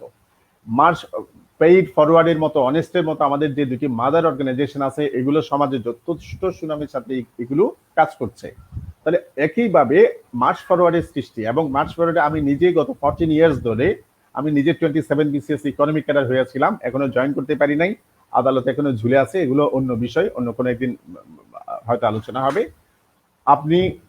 আমি নিজে এতগুলো বিসিএস এর সাথে যারা পরীক্ষা দিচ্ছে তাদের সাথে সম্পৃক্ত। আলহামদুলিল্লাহ আমার সুযোগ হয়েছে প্রায় 2-2.5 হাজার বিসিএস ক্যাডার অফিসারকে ক্লাসরুমে, গ্রুমিং সেশনগুলোতে, গাইডলাইন সেশনগুলোতে, মোটিভেশন সেশনগুলোতে তাদেরকে প্রতিনিয়ত উদ্বুদ্ধ করা। এই অভিজ্ঞতা থেকে আমি আপনাদেরকে বলতে পারি মার্চ ফরওয়ার্ড যদিও আপনাদের জন্য সার্ভিসটা অলমোস্ট ফ্রি রেখেছে, ফ্রি অপশন মানে ফ্রি রেখেছে, এবং কোনো কোনো ক্ষেত্রে একেবারেই নামে মাত্র আমাদের খরচে হয়তো 10-20% এটা হয়তো যুক্ত হতে পারে, আপনারা সবাই যদি সিনসিয়ারলি দেন। আমরা সিরিয়াসনেস এর জায়গা থেকে আপনি বলতে পারেন যে উই আর 100%। সো 42তম বিসিএস এবং 43তম বিসিএস এর জন্য কি মার্চ ফরওয়ার্ড করতে পারে, কি মার্চ ফরওয়ার্ড আপনাদেরকে সার্ভিসটা দিবে, সেক্ষেত্রে আমি আপনাদেরকে বলবো কিপ কনফিডেন্স অন আস। আপনারা আমাদের উপরে আস্থা রাখুন। আমরা আপনাদের জন্য সম্ভাব্য বাজারের বেস্টটাই আমাদের সামর্থ্যের মধ্যে আমরা আপনাদেরকে দেওয়ার চেষ্টা করবো ইনশাল্লাহ। এবং মনে রাখবেন এখানে যে লোকগুলো আছে, যারা এটার পিছনে যারা কারিগর আছেন, যারা তাত্ত্বিকভাবে কাজ করছেন, যারা এটা নিয়ে ভাবছেন, যারা এই সার্ভিসটা দিতে চাচ্ছেন, আমি বলবো তারা হচ্ছে আমাদের ফাদারলি, অনেকের ফাদারলি পার্সন, এল্ডার ব্রাদারলি পার্সন, আপনি যেভাবেই বলতে পারেন। সুতরাং আপনি এদের থেকে বেস্ট সার্ভিসটাই পাবেন। আপনি 42তম বিসিএস যদি স্পেশাল বিসিএস হয়, একটু খেয়াল করেন, আমরা 42তম বিসিএস এবং 43তম বিসিএস এর সার্ভিসটা একসাথে চালাবো। যদি আমরা দেখি যে কোনো 42তম বিসিএস এর সার্কুলার না হওয়া পর্যন্ত, মনে রাখবেন কোনোটাই সুনিশ্চিত নয়, 100% নয়। সার্কুলার হলেই সেটা হচ্ছে শতভাগ। স্পেশাল বিসিএস হবে এটা বিভিন্ন জায়গা থেকে বলা হয়েছে, যতদিন থেকে বলা হচ্ছে হলে এতদিনে সার্কুলারে হয়ে যেতে পারতো, এখনো সার্কুলার হয়নি। আমরা আশা করছি স্পেশাল বিসিএস একটা হতে পারে, ধারণা করছি। তাহলে যদি 42তম বিসিএস এর যেদিন সার্কুলার হবে, এর পরের দিন থেকে আমরা 42-43 থেকে আলাদা করে ফেলবো। আই রিপিট, যেদিন 42তম বিসিএস এর সার্কুলার হবে, 42তম বিসিএস যদি জেনারেল হয়, যারা 43-এর এবং 42-এর সবাই হবেন আমাদের জেনারেল ক্যান্ডিডেট। আবার যদি 42-এর স্পেশাল বিসিএস এর সার্কুলার হয়, তাহলে যারা স্পেশাল বিসিএস এর ক্যান্ডিডেট তারা সবাই, সব ডাক্তার বা যাদের জন্য হবে তাদের সবাইকে আমরা একসাথে করে ফেলবো। আর যারা ডাক্তার নয় তাদের সবাইকে আমরা 43-এর সার্ভিসটা দিব। এখানে অ্যাজ এ ক্যান্ডিডেট আমাদের একজন রেজিস্টার্ড মেম্বার হিসেবে আপনার 1%ও লুজার হওয়ার, ক্ষতিগ্রস্ত হওয়ার কোনো সুযোগ এবং সম্ভাবনা অপশন আমরা হাতে রাখি নাই। আমাদের প্ল্যানিংটা হচ্ছে এরকম। যারা 42তম বিসিএস এর প্রিপারেশন নিচ্ছেন তাদের জন্য বলি, আমরা এই যে আজকে প্রোগ্রামটা শুরু করলাম, আমরা এখন আপনাদের জেনারেল পার্টের ক্লাসগুলো নিব 43-এর সাথে। যখন আপনার সার্কুলার হবে, সার্কুলারের 1 সপ্তাহের মধ্যেই আমাদের চেষ্টা থাকবে, আমরা এখন কাজ করছি, আমাদের কোর্স প্ল্যান চলছে। আমরা মেডিকেল সায়েন্সের যে আলাদা যে 100 নম্বরের পরীক্ষা হতে পারে 39-এর অভিজ্ঞতায়, সে 100 নম্বরের জন্য কোর্স প্ল্যান করা, সেগুলোর জন্য কোর্স ম্যাটেরিয়ালস করা, সেখানে যারা আপনার ইয়া করবেন, এটা কি বলে, যারা রিসোর্স পার্সন হিসেবে থাকবেন, ওই একটা টিচার্স প্যানেল আমরা তৈরির কাজ চলতেছে, আমাদের শিট মেকিং এর কাজ চলতেছে। এরপর হচ্ছে আমাদের কোর্স প্ল্যান চলতেছে। আমরা যে মেডিকেল সায়েন্স রিলেটেড যে 100 নম্বরের বিষয়ভিত্তিক পরীক্ষা হবে সেটার জন্য। আর by this time up to এটা কি বলে, যতক্ষণ পর্যন্ত আপনার সার্কুলার হওয়ার আগ পর্যন্ত আমরা কিন্তু ইন জেনারেল সাবজেক্টগুলোর কোর্সগুলো আপনাদের চালাবো। আমি আবারও বলছি, এগুলো নিয়ে বারবার প্রশ্ন করার কোনো কারণ নাই, কমেন্ট করে নিজের সময় নষ্ট করার, আমাদের সময় নষ্ট করার কোনো কারণ নাই। 42 সার্কুলার হলে সার্কুলারের পরে ডাক্তারদের স্পেশাল ক্লাসগুলোর পরীক্ষা হবে। সার্কুলারের আগ পর্যন্ত জেনারেল যে সাবজেক্টগুলো আছে, বাংলা ভাষা ও সাহিত্য, ইংরেজি ভাষা ও সাহিত্য, বাংলাদেশ বিষয়াবলী, আদার্স যে সাবজেক্টগুলো আছে সেগুলোর ক্লাসগুলো হবে। এটা হচ্ছে 42-এ। যারা 43তম বিসিএস আর আছেন একটু শুনুন, 43তম বিসিএস এর প্রিপারেশন আমাদের আজকে এই লঞ্চিং, আজকে এই যে ওরিয়েন্টেশন প্রোগ্রামের সাথে সাথেই এটা শুরু হয়ে গেছে। এখন এটা চলমান, মনে রাখবেন। এখন আর 42 বা 43 কখন শুরু হবে এটা বলার সুযোগ নাই, it has been started already. এখন যেটা আমাদের দরকার, আমরা একটা কোর্স প্ল্যান আপনাদেরকে একটা শিডিউল দিব, শিডিউল অনুযায়ী আপনারা ক্লাস করতে থাকবেন। শিডিউলটা হচ্ছে আমরা আশা করি আগামী 2-3 দিনের মধ্যেই আপনাদেরকে ফেসবুকে গ্রুপে অথবা পেজে আপনাদের শিডিউলটা দিয়ে দিব। আপনারা আপনাদের সুনির্ধারিত যে 42 এবং 43-এর যে ব্যাচ, সেই ব্যাচগুলোতে আমরা শুরু থেকেই আপনাদেরকে চেষ্টা করব। এই মাসে 2-3টা সেশন আপনাদের সবার জন্য ওপেন থাকবে 42-43-এর জন্য। নভেম্বরের শুরু থেকে আপনাদের ক্লাসগুলো হয়ে যাবে ফেসবুকে গ্রুপ ভিত্তিক। 42-এর জন্য যে লেকচার শিট হচ্ছে সেটা হচ্ছে 41 থেকে ভিন্ন। আমরা 41তম বিসিএস এর যে লেকচার শিট দিচ্ছি, 42 বা 43-এর জন্য এটা হবে আপডেটেড শিট। সুতরাং ওই 42-43-এর জন্য আপডেটেড শিটের কাজগুলো আমরা শুরু করেছি। আমরা আশা করি যে নতুন বছরে জানুয়ারি থেকেই, মানে আর 2 মাস পর আপনাদেরকে 42 বা 43-এর শিট যদি এর আগে হয়, সার্কুলার যদি আগে হয়, আমরা আগে থেকে এটা শুরু করব। আর না হলে যদি এর মধ্যে সার্কুলার না হয়, আমরা জানুয়ারি থেকে সম্পূর্ণ নতুন শিটগুলো আপনাদেরকে দেব। যতদিন 42 বা 43-এর শিট দিতে পারি নাই, ততদিন ক্লাস ওয়াইজ আপনাদেরকে একটা লেকচার শিট দেওয়া হবে, শর্ট লেকচার শিট অথবা হচ্ছে 41-এর লেকচার শিট, অর্থাৎ যাতে আপনারা ক্লাসের পাশাপাশি নিজেদেরকে নিজেরা শানিত করতে পারেন, নিজেদেরকে নিজেরা প্রস্তুত করে অন্যদের চেয়ে এগিয়ে রাখতে পারেন। আশা করি আমি আপনাদেরকে বুঝাতে পেরেছি। এরপরে যদি কোনো প্রশ্ন আপনাদেরকে থাকে, 42 কিভাবে হবে, 43 কি হবে, আপনি সেখানে আপনি প্রশ্ন করুন। একজন বলছি 43-এর ক্লাস কি নতুন করে স্টার্ট হবে নাকি কম্বাইন্ড আগের মতো চলবে? 42-43-এর জন্য আমরা এখনো ক্লাস শুরু করি নাই, আজকে এই ওরিয়েন্টেশন সেশনের মাধ্যমেই শুরু করতে যাচ্ছি। শিউলি রহমান, এতদিন অনলাইনে লাইভ ক্লাস যেগুলো হচ্ছে, এগুলো হচ্ছে ফর 41তম বিসিএস প্রিলিমিনারি স্টুডেন্টস ক্যান্ডিডেটস। আপনারা যারা এগুলো করতে পারছেন তারা হচ্ছেন এটা কি বলে, আপনারা যারা ওই 41-এর ক্লাসগুলো করতেছেন, এটা হচ্ছে মানে অতিরিক্ত আপনি পাচ্ছেন, আপনি টেস্টটা নিতে পারতেছেন, এটা আপনাদের ক্লাস নয়। এখন যে ক্লাসগুলো হচ্ছে অনলি 41 বিসিএস প্রিলিমিনারি ক্যান্ডিডেটস, এই ক্লাসগুলো হচ্ছে। এবং এই ক্লাসগুলো আমরা খুব দ্রুতই আমরা গ্রুপে, ফেসবুক গ্রুপে নিয়ে যাব। আমরা এরকম লাইভে আর হয়তো বেশি সেশন চালাবো না। আর যারা শুনছেন একটু খেয়াল করেন, 41-এরও কেউ যদি শুনেন, একটু মনোযোগ দিয়ে শুনেন। 41-এর যারা বিসিএস প্রিলিমিনারি রেজিস্টার্ড আমাদের সদস্য, তাদেরকে আমরা চেষ্টা করতেছি আগামী কয়েকদিনের মধ্যে, উইদিন কাপল অফ ডেইজ, আমরা তাদের শীটগুলো ইমেইলে পাঠিয়ে দেব অথবা গ্রুপে দিয়ে দেব। ইন জেনারেল আমরা গ্রুপে আর আপলোড করব না। আর 2-3টা ক্লাস হতে পারে, মানে আমরা হয়তো উইদিন উইক এটা কার্যকর করতে যাচ্ছি, মনে রাখবেন। আর 42-43তম যারা আছেন তাদেরকে বলি, অক্টোবর মাসটার বাকি এই মাসে যে কয়েকটি সেশন আপনাদের হবে, এগুলো হচ্ছে এখানে কিছু গাইডলাইন সেশন থাকবে, কিছু বেসিক ক্লাসের সেশন থাকবে। এই মাসে 42-43-এর ক্লাসগুলো উন্মুক্ত থাকবে। নভেম্বর থেকে এগুলো সরাসরি গ্রুপে চলে যাবে। অর্থাৎ আপনাদের শীটগুলো আপনারা শুরু থেকেই গ্রুপে পাবেন। ওপেন এভাবে এখন যেভাবে পাচ্ছেন গ্রুপে বা পেজে সেভাবে পাওয়ার কোনো সম্ভাবনা নেই। আপনারা যারা মার্চ ফরওয়ার্ডের সাথে থাকবেন তাদের জন্য আমি একটু বলি। হ্যাঁ হ্যাঁ, জামান মুক্তাদির যেটা বলেছেন, 43-এর ক্লাসগুলো শুরু হলে 43-এর প্রতিটা ক্লাসে আপনি একটা লেকচার শিট পাবেন, সংক্ষিপ্ত লেকচার শিট। কিন্তু 43-এর জন্য আলাদা লেকচার শিটগুলো আপনারা ফুল পেজার পেতে পারবেন জানুয়ারি থেকে। Right, you are yes. একজন লিখেছে, তানিয়া হক লিখেছে, আমি রেজিস্ট্রেশন করতে পারি কিভাবে একটু বলুন। আমরা আসলে এই বিষয়ে জনে জনে কথা বলি না। আমরা ফেসবুক পেজে এবং গ্রুপে এই ব্যাপারে অসংখ্য পোস্ট করেছি। আপনারা দেখবেন আমাদের পিন পোস্ট করা আছে আমাদের গ্রুপে পেজে। আপনি আমাদের গ্রুপে পিন পোস্টে গিয়ে দেখবেন এখানে কতগুলো কোর্স আছে, রেজিস্ট্রেশন লিংক আছে। আপনি যে বিসিএস এর জন্য করতে চান, যদি আপনি ব্যাংকের জন্য করতে চান, আপনি যদি প্রাইমারির জন্য করতে চান, এখানে এক থেকে 8 লিংক গিয়ে আপনি রেজিস্ট্রেশন করবেন। ঠিক আছে। একজন বলছে লাইভে নাকি জুমে অ্যাপে হবে। সুমনের জন্য বলছি 42-43-এর ক্লাস এই মাসে ফেসবুক লাইভে হবে। এই মাসে তার বেশি দিন নাই, আর হয়তো 18-19 দিন। এখানে যে কয়েকটি ক্লাস থাকবে এগুলো ফেসবুক লাইভ সেশনে হবে।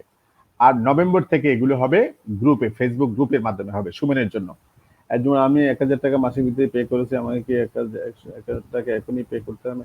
আব্দুল্লাহ ইমতিয়াজকে বলবো, ভাই আমাদের যে লেখাপড়া লেভেল, বয়স, একটা পোস্ট পড়ে এটা বুঝতে পারার সক্ষমতা আমাদের থাকা উচিত। আব্দুল্লাহ আল ইমতিয়াজ এবং এরকম অনেকেই উত্তরটা দেওয়া।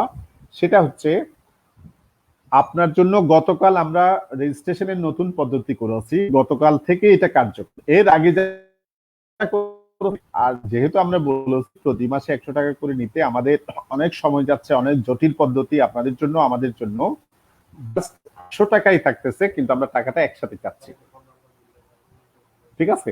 নিজেরা নিজেদের ফোন নাম্বার মনে রাখতে পারেন না, নিজেরা নিজেদের ইমেল অ্যাড্রেস মনে রাখতে পারেন না অনেকেই, নিজেরা নিজেদের ট্রানজেকশন আইডি মনে রাখতে পারেন না অনেকেই। সুতরাং এটা আমাদের জন্য অনেক মেহেরবানি হয় আপনারা যদি করেন, একসাথে যাদের সম্ভব করে দিবেন। যারা একেবারে নেহায়ত অসুবিধা, যারা আগে রেজিস্ট্রেশন করেছেন তারা চাইলে চলমান রাখতে পারেন, তবে আপনাদেরকে টাইমলি এগুলো দিতে হবে। আপনাদের অক্টোবরে 1 থেকে 7 দেওয়ার কথা ছিল, এখন আমরা আবার সময়টা বাড়িয়েছি। সব দিয়েছেন, দিলে তো আলহামদুলিল্লাহ খুবই ভালো। না দিলে আপনাদের নিজেদেরকে অবশ্যই দায়িত্বশীল হতে হবে, মনে রাখবেন। আতাহার রবিন বলেছেন, আমার রেজিস্ট্রেশন কনফার্ম হয়েছে কিনা আমি কিভাবে বুঝবো? শুনেন, এই ব্যাপারে বাদল সৈয়দ স্যার আমি দুইজনে অসংখ্যবার লিখেছি, আপনি রেজিস্ট্রেশন সাবমিট করেছেন, আপনি কনফার্ম হয়ে গেছেন। এখনো তো এমন কোন সার্ভিস আমরা দিই নাই যেটা থেকে আপনি বঞ্চিত হয়ে আছেন। আরে আমরা ক্লাস দিচ্ছি, পরীক্ষা দিচ্ছি, ক্লাস দিচ্ছি, সেশনগুলো দিচ্ছি, সবগুলোতে আপনি অ্যাভেল করতে পারতেছেন পেজ এবং গ্রুপের মাধ্যমে। আমরা তো কোনো সুযোগ কাটছাট করি নাই। সুতরাং আপনি রেজিস্ট্রেশন হয়েছে ধরে রাখেন। হ্যাঁ, এগুলো যখন কোর্সগুলো কিছু সুযোগ সুবিধা আমরা যখন অফ করব মনে হচ্ছে, তখন যদি আপনার মনে হয় আপনি পাচ্ছেন না, তখন আপনি আমাদের সাথে যোগাযোগ করেন। আপনাদেরকে 01789968715, আমি আবারও বলছি নাম্বারটা একটু লিখে রাখেন, 01789968715। এই নাম্বার আপনার আর্থিক লেনদেনের যাবতীয় কাজে এই নাম্বারটা ব্যবহার করা হবে। আপনি যারা রেজিস্ট্রেশন কনফার্ম হন না, তাকে এই নাম্বারে একটু ফোন দেন। ফোনটা আবার যখন তখন না, সকাল 10টা থেকে সন্ধ্যা 7টার মধ্যে দেবেন প্লিজ। যারা, হ্যাঁ, আর যদি কেউ ফোন না ধরে, আপনি আধা ঘন্টা 1 ঘন্টা টানা না করে আধা ঘন্টা 1 ঘন্টা পরে আবার করুন। আপনাদের অনেকের জন্য একটাই তো নাম্বার দেওয়া, সুতরাং আপনাদেরও একটু অসুবিধা হলেও আপনারা এই কাজটা আমাদেরকে সহযোগিতা করুন। স্যার এখনো কি রেজিস্ট্রেশনের টাইম আছে? ফারিহা আহমেদ, আমরা কি বলেছি রেজিস্ট্রেশনের টাইম নাই? আছে। আমি অ্যাকচুয়ালি বিশেষ হলে তাহলে করুন। হ্যাঁ, যারা 42-এ রেজিস্ট্রেশন করেছেন কিন্তু ডাক্তার না, তাদের রেজিস্ট্রেশনটা আমরা অটো 43-এ নিয়ে যাব, অথবা আপনারা আলোচনা করলে বললে আমরা 43 নিয়ে যাব, টেনশন করার কোনো কারণ নাই। ইউটিউবে আপলোড দেওয়া হবে স্যার? না, ক্লাসগুলো ইউটিউবে আপলোড দেওয়া হবে না। মোটিভেশন সেশনগুলো, সেমিনারগুলো ইউটিউবে আপলোড দেওয়া হবে, কারণ ইউটিউবে আপলোড দেওয়ার কিছু জটিলতা আছে, অসুবিধা আছে। আমরা ক্লাসগুলো আমাদের গ্রুপে মিনিমাম 6 ঘন্টা থেকে ম্যাক্সিমাম 24 ঘন্টা পর্যন্ত রাখার জন্য। এরপর এটা রিড অনলি, এটা শুধু পড়ার জন্য, এরপরে আমরা এটা ডিলিট করে দেব। Thank you.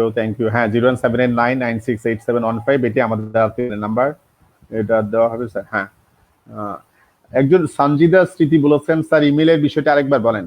প্রতিটি কোর্সের জন্য নতুন ইমেল খোলা কি বাধ্যতামূলক? আমরা এটা আপনাদের জন্য একটা সুযোগ করেছি। আমরা সর্বশেষ যে ফর্মটা দিয়েছি, যে নোটিশটা দিয়েছি অ্যাডমিন থেকে, আপনি দেখবেন গ্রুপে পিন পোস্ট করা আছে। প্রতিটা কোর্স জন্যই আপনি একটা ইমেল থেকে করবেন, কারণ সবগুলো রেজিস্ট্রেশন লিংক আলাদা। এটা নিয়ে কোনো সমস্যা পড়বেন না। একই ইমেল দিয়ে আপনি সবগুলো কোর্স এখন করতে পারবেন, সমস্যা নেই। হ্যাঁ, আপনি ওই যে রাইসা ফেরদৌসি মোমো, আপনি আপনি বাকি 500 টাকাটা আপনি ওই নাম্বারে যোগাযোগ করে পাঠিয়ে দিতে পারেন। ওই নম্বরে পাঠিয়ে দিলে হবে, যোগাযোগ করার দরকার নেই, পাঠিয়ে দিলে হবে, আমরা পেয়ে যাব। আব্দুল্লাহ ইমতিয়াজ, থ্যাংক ইউ, আপনি আমাদেরকে ধন্যবাদ দিয়েছেন। আপনাকেও ধন্যবাদ, আল্লাহ আপনাকে ভালো রাখুন। হ্যাঁ হ্যাঁ, একজন লিখেছেন সাইফুল ইসলাম নেসার, স্যার আপনার গণিত ক্লাস খুব ভালো লাগে, আমি জীবনেও কোনোদিন গণিত ক্লাস নিই নাই, কেমনে ভালো লাগে আল্লাহ জানে। আর you are not regular in our group or page. হ্যাঁ হ্যাঁ হ্যাঁ, স্যার ক্লাসগুলো কি 6 ঘন্টা থাকবে? আমি কি বলেছি 6 ঘন্টা থাকবে? আমি বলেছি মিনিমাম 6 ঘন্টা থেকে ম্যাক্সিমাম 24 ঘন্টা বলেছি। একটা আপনি আরেকটা বুঝলে কেমনে হবে? ধন্যবাদ স্যার আতাহার, থ্যাংক ইউ, ধন্যবাদ। 41তম রিটেন কবে শুরু হতে পারে? নভেম্বরের মাঝামাঝি আমাদের 41তম বিশেষ রিটেন শুরু করার প্ল্যান আছে। আমাদের একটু গুছিয়ে নিতে হচ্ছে, সেই টিট এগুলোর প্রিপারেশন চলতেছে। আর যারা ডিউ পেমেন্ট দিচ্ছেন, অক্টোবরের ডিউ পেমেন্ট, তাদেরকে বলবো আমাদের নতুন ফর্মের 8 নাম্বার লিঙ্ক যেটা, সেটা ইউজ করবেন। ডিউ লিঙ্ক এখানে আছে, ডিউ পেমেন্ট লিঙ্ক, ওটাতে গিয়ে টাকাটা দিতে পারেন। টাকা দেওয়ার পর স্বপ্ন বুনন অনলাইন শপ, আপনাদেরকে খুব স্পষ্টভাবে বলতে চাই, শুনতে হয়তো একটু কঠোর মনে হবে, আমরা একটা লিস্ট করতেছি, সেটা হচ্ছে ভুয়া নাম্বার, ফেক নাম্বার, উল্টাপাল্টা নাম্বার, বিকৃত ফেসবুক প্রোফাইল, এগুলো আমরা সবগুলোকে আপনাদেরকে খুব মানে সবাইকে বিনীতভাবে বলছি, একটু কঠোর শোনাতে পারে কিন্তু এটাই হবে ইনশাল্লাহ। স্বপ্ন বুনন অনলাইন শপ তো কোনোভাবে বিসিএস ক্যাডার ক্যান্ডিডেট হতে পারে না, সে কিভাবে আমাদের এখানে রেজিস্ট্রেশন করবে? এরকম কেউ যদি করেও থাকেন, আমরা তাদের রেজিস্ট্রেশন ক্যান্সেল করবো এবং টাকাও ফেরত দেওয়া হবে না। এটা ফাজলামির কোনো জায়গা নয়, এটা মনে রাখবেন। স্বপ্ন বুনন অনলাইন শপ, আপনি আর আমরা তো মেসেজ করতে বলি নাই এখন, আপনি মেসেজ করবেন কেন? আপনি দ্রুত প্রোফাইল নেম চেঞ্জ করেন, না হলে আপনি এটা চেঞ্জ হয়ে যাবে, আপনার আমার চোখে পড়লে আপনি ক্যান্সেল হবেন, মনে রাখবেন। থ্যাংক ইউ যারা থ্যাংক ইউ দিচ্ছেন। এরপর আমি আমাদের সার্ভিসটা সম্পর্কে আর কয়েক মিনিট কথা বলে আমি আমার আলোচনা শেষের দিকে চলে আসছি, একটু খেয়াল করেন, আপনারা সবাই একটু শেষ মুহূর্তে আলোচনাটা শুনেন। আমরা আপনাদেরকে গাইডলাইন মোটিভেশন সেশন গুলো কন্ডাক্ট দিব, যাতে মাঝে মধ্যে আপনি নিজেকে উদ্বুদ্ধ করতে পারেন। মনে রাখবেন, মোটিভেশনাল কথা, গুরুত্বপূর্ণ কথা, গাইডলাইনের কথা আমরা যতই শুনবো ততই আমাদের ভালো লাগবে, ততই আমরা নিজেরা নতুন করে স্পিরিটেড, নিজেদেরকে নতুন ভাবে ফ্রেশ ভাবে পাবো। প্রশিক্ষণ খুব গুরুত্বপূর্ণ জিনিস এবং প্রশিক্ষণ বারে বারে নিতে হয়, মনে রাখবেন। সুতরাং আমরা চেষ্টা করব, আমরা করে আসছি, আপনারা দেখেছেন, আমরা ক্লাসের চেয়ে মোটিভেশন সেশন গুলোকে যথেষ্ট গুরুত্ব দিই, কোনোভাবেই কম গুরুত্ব দিই না। আপনারা আমাদের গাইডলাইন ক্লাসগুলো পাবেন, বিষয়ভিত্তিক ক্লাস পাবেন, সবগুলো ক্লাসে ইনশাল্লাহ লেকচার শিট পাবেন, বেস্ট লেকচার শিটটাই পাবেন বাজারের। পরীক্ষা এবং মূল্যায়ন আমরা চেষ্টা করতেছি, আমরা ওইভাবে টেকনিক্যাল সাপোর্ট গুলোর নেওয়ার মানে গুছিয়ে নেওয়ার চেষ্টা করতেছি। আমরা খুব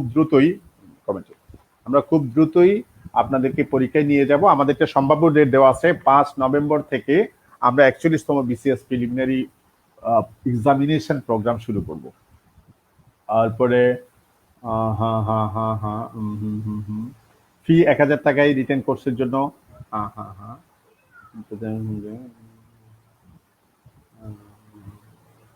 হ্যাঁ শাহিন, আমরাও তাই চিন্তা করছি, ফেক আইডি গুলো বাদ যাবে, টেনশন করবেন না। I love you sir, thank you, I love you mister Farooq. আপনারা সবাই যারা আমাদের, অনেকে আছেন গ্রুপে মেম্বার, পেজে কানেক্টেড না, অনেকে পেজে মেম্বার, গ্রুপে কানেক্টেড না। আপনি March Forward free coaching for BCS and others, একই নামে আমাদের পেজ আছে, একই নামে আপনার গ্রুপ আছে, আপনি দুইটাতে প্লিজ সম্পৃক্ত থাকবেন। একজন বলছে আমি 41-এর 100 টাকা দিয়েছিলাম, বাকি টাকা কিভাবে, বাকি টাকা পেমেন্ট করে দিলে হবে, এখানে কোনো জটিলতার কোনো কিছু নেই। হ্যাঁ ডিও, এই 8 নাম্বার যে রেজিস্ট্রেশন লিংক আছে, 8 নাম্বার, ওটাতে গেলে হবে। শরীফুল ইসলাম, স্যার পেমেন্ট নগদ থাকলে ভালো হতো, এটা হচ্ছে একেবারেই অযৌক্তিক একটা কথা শরীফুল। আপনি একটু খেয়াল করেন তো, আমি একজন স্টুডেন্ট, এই বয়সে ম্যাচিউরড, আমি কি প্রাইমারি স্কুলে পড়ি? আমি কেন আমার নগদ টাকাটা আমি বিকাশে দিতে পারবো না? কেন আমি বিকাশে দিতে পারলে সেটা আমার অন্য কোনো মাধ্যম থাকলে দিতে পারবো না? সুতরাং এটা একেবারে অযৌক্তিক একটা দাবি। এখন বিকাশ আছে, আপনি বিকাশই করুন। আমরা যদি কখনো নগদ করি, আমরা আপনাকে নগদের ঠিকানা জানিয়ে দেবো। আপাতত বিকাশে আমাদের আছে। 43-এর ক্লাস শিডিউল এখনো দিই নাই, আগামী কয়েকদিনের মধ্যে আপনারা আমাদের পেজ বা গ্রুপে পাবেন ইনশাল্লাহ। যারা একবার রেজিস্ট্রেশন করে ফেলেছেন নতুন করে রেজিস্ট্রেশন করার যেই কোর্সে একই কোর্সে বারবার রেজিস্ট্রেশনের কোনো দরকার নেই। একজন বলেছে এমডি রানা সরকার, স্যার শীটগুলো যদি আপনারা কুরিয়ার করে পাঠিয়ে দিতেন, আমরা চাচ্ছি সার্ভিসটা একটু কমিয়ে দেওয়ার জন্য, একটু পরিশ্রম করেন। হ্যাঁ, এত আরামাইজ করবেন না প্লিজ। হ্যাঁ,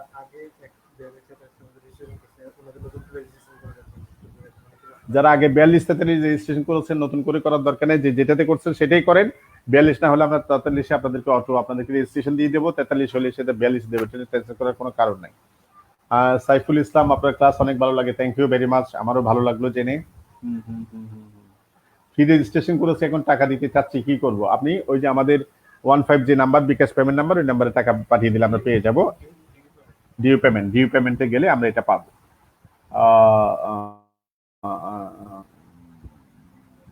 থ্যাংক ইউ আব্দুল্লাহ আল ইমতিয়াজ, আপনার বন্ধুকে আমাদের ধন্যবাদ জানাবেন। আমি আমার এরপর যেটা বলতে চাই, বিসিএস প্রিলিমিনারি বইপত্র একটু খেয়াল করেন, আমি আর 5 to 10 মিনিট সময় দিব, আপনারা একটু মনোযোগ দিয়ে শুনেন। বিসিএস প্রিলিমিনারি বইপত্র আপনারা অনেকেই আমাদেরকে খুবই জানতে চাচ্ছেন, ইনবক্সের মাধ্যমে, ফেসবুকে, গ্রুপে, পেজে লিখে বই বই বই। আপনারা তো বইয়ের জন্য অনেক অপেক্ষা করলেন, আমি বই দেওয়া শুরু করলাম আজকে থেকেই। কতটুকু পড়তে পারেন আর ওখানে যাইনি এখনো, কে কতটুকু পড়তে পারেন, কার কতটুকু ধৈর্য পড়ার ক্যাপাসিটি, এটা আমরা একটু দেখতে চাই। যে বেশি বই পড়বেন সে অন্যদের থেকে এগিয়ে থাকবেন, এবং বই পড়া যদি কৌশলের সাথে হয় তাহলে আপনি আরো বেশি এগিয়ে থাকবেন। আমি আপনাদেরকে যে বইগুলো আপনার ইমিডিয়েটলি কালেকশন করতে হবে সেই বইগুলো একটা লিস্ট দিচ্ছি। আপনারা অন্য বই পড়তে পারেন, বড় ভাইয়ের, বড় বোনের, অন্য টিচারদের কথা বলা বই আপনি পড়তে পারেন, কোনো সমস্যা নেই, কোনো বই পড়তে আমরা মানা করি না। তবে যে বইগুলোর নাম এখন রেফার করা হচ্ছে এই বইগুলো মাস্ট আপনাকে, if you are a member of March Forward, অথবা আপনি যদি ট্রুলি একজন বিসিএস ক্যাডার অফিস ক্যান্ডিডেট হন, তাহলে আপনি আমাদের এই বইগুলো আপনি একটু পড়বেন প্লিজ, একটু প্লিজ। বুক লিস্টটা একটু দেখুন। বাংলা ভাষা ও সাহিত্য, কারো প্রশ্ন থাকলে আপনারা কমেন্টে দিতে পারেন। আমি যে প্রশ্নগুলো আমার চোখে পড়তেছে আমি সবগুলোর উত্তর দেওয়ার চেষ্টা করছি, আমার চোখে পড়লে এই ইয়াগুলো। হ্যাঁ, book list please. Hasanuzzaman Hasan, please see the screen. Bangla ভাষা ও সাহিত্য আমাদের একটা সাবজেক্ট আছে, প্রিলিমিনারিতে 35 নাম্বার, লিখিত পরীক্ষায় হচ্ছে আবার 200 নাম্বার। সুতরাং বাংলা ভাষা ও সাহিত্য খুবই গুরুত্বপূর্ণ একটা সাবজেক্ট আমাদের জন্য। সোহেল রানা, আমাদের নিঃস্বার্থ আল্লাহ কবুল করুন, ধন্যবাদ, খুব সুন্দর দোয়া, আল্লাহ কবুল করুন আমাদের জন্য, আপনাদেরকেও কবুল করুন। বাংলা ভাষা ও সাহিত্যের উপর বাজারে অনেকগুলো বই আছে, এর একটা বই আমরা রিকমেন্ড করতেছি না, জাস্ট পাঠ্য বই হিসেবে পড়ার জন্য। আপনি যদি 42-এর বা 43-এর ক্যান্ডিডেট হন, বিশেষ করে যদি 43-এর ক্যান্ডিডেট হন, আগামী কয়েকটা মাস কোনো গাইড বই, কোনো সহায়ক বই আপনার যাওয়ার দরকার নেই। আমি জাস্ট স্ক্রিনে থাকা বইগুলোর দিকে একটু তাকান। নবম থেকে দশম শ্রেণীর বাংলা পাঠ্য বই, আপনি নবম দশম শ্রেণীতে একটা বাংলা ব্যাকরণ বই আছে, ইন্টারমিডিয়েটে একটা হায়াত মাহমুদের বাংলা ব্যাকরণ বই আছে, উচ্চতর বিশুদ্ধ ভাষা শিক্ষা একটা বই আছে হায়াত মাহমুদের। এই বই, ব্যাকরণ বই এবং সাহিত্য অংশের বই, নবম শ্রেণী থেকে দ্বাদশ শ্রেণী, আমি আর কোনো বইয়ের কথা বলি নাই। সাহিত্যের একটাই বই বলেছি আলাদা করে, সেটা হচ্ছে বাংলা সাহিত্যের ইতিহাস, মাহবুবুল আলম। মনে রাখবেন, যারা বুঝে তাদের জন্য ইশারাই যথেষ্ট। এই বইগুলো আপনি যদি পড়েন, আমি মনে করি প্রিলি রিটেনে আপনার ম্যাক্সিমাম পার্টটা, সিলেবাসটা আপনার কভার হয়ে যাবে, প্রিলি এবং রিটেন। সুতরাং বিভিন্ন মলাটের রঙিন রঙিন বই পড়ার আগে এই বইগুলো আপনি বেসিক বইগুলো পড়ে নেন, এরপর যদি ওই বইগুলো পড়তে চান পড়ুন। বাট প্লিজ, এই বইগুলো, এখানে কয়েকটা বই আছে, নবম দশম শ্রেণীতে 2টা বই পাবেন, একাদশ দ্বাদশ শ্রেণীতে 2টা বই পাবেন। তার মানে ওখানে বাংলা ব্যাকরণের 2টা বই, সাহিত্যের 2টা বই, বাংলা সাহিত্যের মাহবুবুল আলমের একটা বই। প্রিলি রিটেন শেষ, আপনাকে নতুন করে বই আপাতত আর কিনতে হবে না, মনে রাখবেন। সো বাংলা শেষ, এরপর হচ্ছে ইংরেজি ভাষা ও সাহিত্য। একটু দেখেন বই, বুক লিস্ট নিয়েও কারো যদি কোনো প্রশ্ন থাকে প্লিজ রেজ ইউর হ্যান্ডস, আপনি কমেন্টস করতে পারেন, কমেন্ট বক্সে আপনি কমেন্ট করতে পারেন, আমি দেখলে উত্তর দেবো ইনশাল্লাহ। ইংরেজি ভাষা ও সাহিত্য খুবই গুরুত্বপূর্ণ একটা সাবজেক্ট। প্রিলিমিনারিতে হচ্ছে আপনার 35 নাম্বার, রিটেনে হচ্ছে 200 নাম্বার। ভাইভাতে তো ওরাল ইংলিশের একটা গুরুত্ব আছেই। আর বিসিএস ক্যাডার অফিসার হওয়ার পর আপনার প্রাত্যহিক লাইফে আপনার ইংরেজি গুরুত্বকে আপনি অস্বীকার করতে পারবেন না। সো আপনি শুরু থেকেই ইংরেজি বিষয়ে ভালো করে প্রস্তুতি নেন, এখন থেকেই ভালো করে প্রস্তুতি নেন। ইংরেজি বিষয় হচ্ছে বিসিএস ক্যাডার অফিসার হওয়ার জন্য সবচেয়ে বড় হার্ডলটা হচ্ছে, সবচেয়ে বড় ব্যারিয়ারটা হচ্ছে ইংলিশ। সে প্রিলিমিনারি বলেন অথবা রিটেন করেন, বিশেষ করে রিটেন ইংলিশ। আপনারা শুক্রিয়া যে মার্চ ফরওয়ার্ড নিজেও কৃতজ্ঞ ওই দুজন সম্মানিত শিক্ষকের কাছে, এবং আপনাদের জন্য এটা সৌভাগ্য যে আমরা দুজন ইউনিক, দুজন অসাধারণ শিক্ষককে আমরা পেয়ে আছি। আমাদের আরো দুজন সম্মানিত শিক্ষক আছেন ইংলিশের, তারাও আপনাদের সাথে ভবিষ্যতে সম্পৃক্ত হবেন, যুক্ত হবেন। আপাতত আপনারা যে শাহান স্যার এবং বদরুল হাসান স্যার, এই যে দুজন সম্মানিত, এরা দুইজনই ইউনিক। বাজারে এখন যারা পড়াচ্ছেন, চলতি সময়ে যারা পড়াচ্ছেন বিভিন্ন সেন্টারে, এদের মধ্যে এরা দুইজন খুবই সম্মানিত এবং কোয়ালিফাইড শিক্ষক, বদরুল হাসান স্যার এবং শাহাদাত স্যার। এদের দুইজনের ক্লাস আপনারা নিয়মিতই পাচ্ছেন, প্রতিটা শিডিউলে দেখবেন দুইজন শিক্ষকের ক্লাস, আরো দুজন শিক্ষক আপনাদের সাথে সম্পৃক্ত হবেন।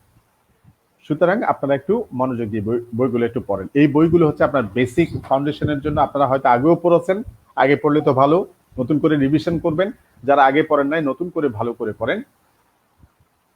একটা বই হচ্ছে এ হাই স্কুল, এটাকে focus, a high school English grammar, হ্যাঁ, a high school English grammar and composition by Wren and Martin. এটা আপনারা অনেকে পিসি দাসের বই বলেন, এটা খুব মহা বড় ধরনের একটা ভুল। এটা পিসি দাসের বই নয়, এটা হচ্ছে রেন এন্ড মার্টিনের বই। পিসি দাস যেটা করেছেন সেটা উনি এই ধরনের এই অঞ্চলের জন্য এটা সম্পাদনা করেছেন। তাহলে আমরা রেন এন্ড মার্টিনের বই বলবো এটাকে। আরেকটা বই হচ্ছে common mistakes in English by T J. Fitikides. বইটা খুবই ছোট একটা বই, কিন্তু খুবই গুরুত্বপূর্ণ একটা বই। ইউজুয়ালি আমরা যে মিস্টেক গুলো করি ইংলিশে, সেগুলো প্র্যাকটিক্যাল একটা সমাধান এই বইতে পাবেন। আরেকটা সাহিত্যের জন্য একটা বই, an ABC of English literature by Mafizur Rahman. বাজারে অন্য বই আপনি পড়তে চাইলে পড়ুন, কিন্তু আমরা আপনাদেরকে মার্চ ফরওয়ার্ড থেকে রিকমেন্ড করবো আপনারা এই তিনটা বই অবশ্যই আপনাদের টেবিলে যেন থাকে, এবং অবশ্যই আপনারা যেন এই তিনটা বই পসিবল। এরপর আমাদের টিচাররা, সম্মানিত টিচাররা পড়াবেন। আপনাদের Shahan sir common mistakes in English বইটার উপরে তার অনেক কাজ আছে। আমি আশা করি যে ভবিষ্যতে হয়তো এই ব্যাপারে আপনাদেরকে আরো জানাতে পারবো, আপনারা আরো উপকৃত হবেন ইনশাল্লাহ। নেক্সট, বাংলাদেশ বিষয়াবলী, ভূগোল, নৈতিকতা, মূল্যবোধ ও সুশাসন। একটু খেয়াল করেন, বাংলাদেশ বিষয়াবলীতে প্রিলিমিনারিতে 30 নাম্বার, রিটেনের 200 নাম্বার, আবার বাংলা ইংরেজি রচনায় বিসিএস ভাইবা পরীক্ষায় বাংলাদেশ বিষয়াবলী খুবই গুরুত্বপূর্ণ একটা সাবজেক্ট। সব মিলিয়ে এই সাবজেক্টটা একেবারে কমন, প্রিলি, লিখিত, ভাইবা। শুধু তাই নয়, আপনি বিসিএস ক্যাডার অফিসার হওয়ার পর আপনি সারা লাইফ, মানে ক্যারিয়ার জীবনে একটা সাবজেক্টই আপনাকে চর্চা করতে হবে মেইনলি, সেটা হচ্ছে বাংলাদেশ স্টাডিজ, বাংলাদেশ বিষয়াবলী। এখানে আমি তিনটা সাবজেক্ট বিষয়াবলী, আমাদের ভূগোল এবং নৈতিকতা, মূল্যবোধ ও সুশাসন, এই তিনটা সাবজেক্ট মিলে আমি আপাতত আপনাদেরকে বেসিক ডেভেলপমেন্টের জন্য 4টা বই রেফার করলাম। বাংলাদেশ স্টাডিজ, ওবায়েদ, ডালিয়া ও আরেফিন। এই বইটাতে তিনজন কন্ট্রিবিউটরের মধ্যে আমি একজন, আর দুজন, একজন বিশ্ববিদ্যালয়ের শিক্ষক, আরেকজন হচ্ছে 30 এবং 29 এবং 30 পরপর 2টা বিসিএস এ ক্যাডার অফিসার হয়েছিলেন। এই তিনজনের বাংলাদেশ স্টাডিজ, এই বইটা আপনি পড়তে পারেন। এটা আপনার প্রিলিমিনারি, লিখিত এবং ভাইবা তিনটাতেই ভালো কাজ দেবে। এই বইয়ের সর্বশেষ যে সংস্করণ, সেটাও সম্ভবত বাজার থেকে শেষ। আমরা হোপফুলি এটা হয়তো আপনি নভেম্বর বা ডিসেম্বর নাগাদ আবার বাজারে পাবেন। এর মধ্যে পেলে তো ভালো, না পেলে তখন সংগ্রহ করবেন। নবম দশম শ্রেণীর যে সামাজিক বিজ্ঞান বই আপনার কালেকশন পড়ালেখা করবেন। গণপ্রজাতন্ত্রী বাংলাদেশের সংবিধান আপনার প্রিলি, রিটেন, ভাইবা সবসময় লাগবে, একটা কালেকশন করে রাখেন। বাংলা ইংরেজি সমন্বিত যেটা থাকে সেই বইটা।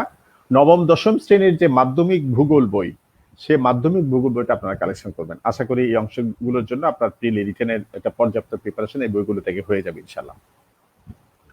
নেক্সট একটা সাবজেক্ট থাকে আন্তর্জাতিক বিষয়াবলী, খুব গুরুত্বপূর্ণ একটা সাবজেক্ট। আবার প্রিলিমিনারিতে আছে 20 মার্কস, রিটেনে আছে 100 মার্কস, ভাইবা তো এখান থেকে সাধারণত প্রশ্ন হয় বিভিন্ন ক্যাডার অফিসারদের, বিশেষ করে জেনারেল অফিসার যারা থাকেন, ক্যাডার অফিসার ক্যান্ডিডেট। এখানে আমাদের অনেকেরই দেখবেন আন্তর্জাতিক সম্পর্ক একাডেমিক ব্যাকগ্রাউন্ডে ছিল না, এটা আমাদের অনেকের জন্য একেবারে নিউ আর একটা নতুন একটা সাবজেক্ট। সুতরাং আমি এই বিষয়ে আপনাদেরকে সবাইকে বলবো, একটা দুইটা বেসিক বই আপনারা যেন পড়ে রাখেন, এটা খুব খুব দরকার। মনে রাখবেন, যেহেতু মার্কস বেশি, বা তিনটাতেই এখান থেকে প্রশ্ন হয়, এবং মানে অনেক জটিল পরিস্থিতি, সবসময় আন্তর্জাতিক বিষয়াবলীর প্রপঞ্চগুলো, আপনার ফেনোমেনন গুলো সবসময় কি হতে পারে, চেঞ্জ হতে পারে, সদা পরিবর্তনশীল। আপনারা একটা বেসিক বই পড়ে রাখলে সবকিছু সম্পর্কে একটা ধারণা থাকবে, তখন এইটা ফাউন্ডেশন নিয়ে আপনি করতে পারবেন, নিজেকে আস্তে আস্তে আরো ডেভেলপ করতে পারবেন। আমি আপনাদের সবাইকে বলবো আপনারা আপাতত এই বইটা কিনে পড়া শুরু করেন। প্রতিটা সাবজেক্টে আমাদের সংশ্লিষ্ট শিক্ষকরা অথবা মার্চ ফরওয়ার্ড থেকে বুক লিস্ট আমরা টাইম টু টাইম প্রয়োজনে আপডেট করব। আপাতত যে বইগুলো দেওয়া হচ্ছে প্লিজ শুধু সেই বইগুলো পড়ুন, সেই বইগুলো কালেকশন করে রাখুন। যদি যখন দরকার হবে আমরা ফিল করব বা আমরা বলা করবো, তাহলে বইয়ে আপনাকে সাজেশন করবো ইনশাল্লাহ। এরপর আছে সাধারণ বিজ্ঞান, কম্পিউটার ও তথ্য প্রযুক্তি। কম্পিউটার ও তথ্য প্রযুক্তি। তাহলে একটু খেয়াল করেন তো, সাধারণ বিজ্ঞান থেকে 15 মার্কস, কম্পিউটার ও তথ্য প্রযুক্তি থেকে 15 মার্কস, তাহলে মোট হচ্ছে 15, 15, 30। এখানে সাবজেক্ট দুইটা, নাম্বার হচ্ছে 15×30। এই সাবজেক্টগুলো একটা সুবিধা হলো এই সাবজেক্টের প্রশ্নগুলো সাধারণত কি হয়, রিপিট হয়। বিসিএস পরীক্ষায় সবচেয়ে বেশি রিপিট হওয়া সাবজেক্ট হচ্ছে সাধারণ বিজ্ঞান, মনে রাখবেন। প্রতিদিন তার বিজ্ঞানের নতুন নতুন জিনিস আবিষ্কার হয় না, প্রতিদিন তার কম্পিউটার নতুন নতুন বিষয় আবিষ্কৃত হয় না, বেসিক গুলো তো সেম একই জিনিস। সুতরাং সব সময় এই সাবজেক্টগুলো থেকে প্রশ্ন রিপিট হয়। এটা হচ্ছে টেকনিক্যাল সাবজেক্ট, এগুলো সময় নিয়ে প্ল্যান করে পড়লে এগুলোতে ভালো স্কোর করা খুবই সম্ভব। আমি আপনাদেরকে আপাতত বইয়ের নাম দিলাম, নবম থেকে দ্বাদশ শ্রেণীর বিজ্ঞান বই যে বইগুলো আছে সেগুলো আপনারা দেখবেন। কম্পিউটার ফান্ডামেন্টাল নামে মোহাম্মদ লুৎফর রহমানের, নামটা আমি বলে ইংরেজি বাংলায় লিখে দিচ্ছি, ইংলিশে নাম হবে, ইংরেজি বই কম্পিউটার ফান্ডামেন্টালস, ঢাকা ইউনিভার্সিটির একজন সম্মানিত শিক্ষক, খুবই বেসিকের উপরে আমার পড়া, খুব ভালো একটা বই, আপনারা কম্পিউটার ফান্ডামেন্টালসটা দেখতে পারেন। ইন্টারমিডিয়েট একটা বই আছে তথ্য যোগাযোগ প্রযুক্তি, আমাদের বর্তমান যে সিলেবাসে, সেটা হচ্ছে প্রকৌশলী মুজিবুর রহমান। প্রকৌশলী মুজিবুর রহমানের বইটা আপনারা পড়তে পারেন, এটা একটা ভালো বই। আমাদের বিজ্ঞান ও প্রযুক্তি, বিশেষ করে কম্পিউটার ও তথ্য প্রযুক্তির জন্য আমাদের প্রকৌশলী মুজিবুর রহমানের বইটা আপনাদের জন্য ইম্পর্টেন্ট, গুরুত্বপূর্ণ হবে বা আপনার উপকার হবে আশা করি। নেক্সট আপনারা যে ইয়াতে পান সেটা হচ্ছে গাণিতিক যুক্তি ও মানসিক দক্ষতা। আপনি নবম, দশম, দ্বাদশ, একাদশ যে বইগুলো আছে, আপনি বিসিএস এর সিলেবাসটা দেখে, প্রিলিমিনারি সিলেবাসটা দেখে বা রিটেন দুইটা সিলেবাস একসাথে দেখে নবম, দশম, দ্বাদশ, একাদশ শ্রেণীর যে কন্টেন্ট গুলো এটা কি বলবো কমন আমাদের সিলেবাসের জন্য, সেগুলো আপনি স্টাডি করুন, সেগুলো আপনি অনুশীলন করতে থাকুন। বই বুক লিস্টের বিষয়ে আমি আপাতত এতটুকু বললাম। বুক লিস্ট নিয়ে আপনাদের টেনশন করার কোনো কারণ নাই, এই বইগুলোই কেবল আপনি পড়ালেখা করতে থাকেন। আমরা টাইম টু টাইম এটাকে আপডেট করব, আপনাদেরকে জানাবো, আপনারা এটা জানবেন। পাশাপাশি আমি লাস্ট আমার আলোচনা একেবারে শেষ মুহূর্তে চলে আসছি, এক কয়েক মিনিট কথা বলে শেষ করছি, এটা শুনুন। সংকল্প, পরিশ্রম, লেগে থাকা, পরপর তিনটা শব্দ দিয়েছে এখানে, একটার চেয়ে একটা ইম্পর্টেন্ট, কোনটার চেয়ে কোনটা খেলনা নয়। সংকল্প, আপনি বিসিএস ক্যাডার অফিসার হতে চান আর যেটাই হতে চান না কেন, you must have a strong determination. Until or unless আপনার পক্ষে এটা কি হুজুরা খুব সুন্দর করে বলে মনজিদে মকসুদ, আপনার কাঙ্ক্ষিত লক্ষ্যে আপনার পৌঁছানো সম্ভব হবে না। আমাদের ফিলোসফিতে একটা টার্ম আছে, সেটা হচ্ছে স্টেবিলিটি অফ মাইন্ড। আমাদের মানসিক অবস্থার অনেক উঠানামা হয়, অনেক কারণে উঠানামা হয়। আমাদের ফ্যামিলি কন্ডিশন, আমাদের সোসাইটাল কন্ডিশন, আমাদের পার্সোনাল ফিনান্সিয়াল কন্ডিশন, আর্থসামাজিক বাস্তবতা, সবকিছু মিলে মানসিক অবস্থা, আমরা কখনো ফুরফুরে মেজাজি থাকি, কখনো হতাশ হই, কখনো ক্ষিপ্ত হই, এরকম উঠানামা হয়। আপনি যদি একটি স্ট্রং ডিটারমিনেশন থাকে, যেটা প্রতিনিয়ত আপনাকে টর্চ বিয়ারারে কাজ করবে, আপনার সামনের দিকে আপনাকে এগিয়ে যেতে প্রতিনিয়ত তাগাদা দিবে, সহযোগিতা করবে, এটা কি বলবো, প্রতিনিয়ত আপনাকে এটা মোটিভেশনের মধ্যে রাখবে, সেরকম একটা স্ট্রং ডিটারমিনেশন আপনার দরকার। বিসিএস ক্যাডার অফিসার যারা হচ্ছে তারা একেবারে হুবহু আপনাদের মতো ছেলে মেয়েরাই হচ্ছে, যারা হচ্ছে হওয়ার পরে দেখছেন সেই ক্যাডার অফিসার না হওয়ারলে সেই ক্যাডার অফিসার নয়। ওদের সাথে দিয়ে অনেকে উত্তীর্ণ হচ্ছে না বা সফল হচ্ছে না, হলেই সে কিন্তু মানে অফিসার লিস্টে নাম আসলেই সে কিন্তু আবার হতো সফল। সুতরাং স্ট্রং ডিটারমিনেশনের মাধ্যমে আপনি নিজেকে প্রতিনিয়ত মোটিভেট করতে থাকুন। বিলিভ ইট, গাইড প্রয়োজন আছে, শিক্ষকের প্রয়োজন আছে, পথ প্রদর্শকের প্রয়োজন আছে, কিন্তু নিজের বেস্ট প্রদর্শক হচ্ছেন আপনি নিজেই। আপনার একটা জাজমেন্ট পাওয়ার আছে, আপনার চোখ আছে।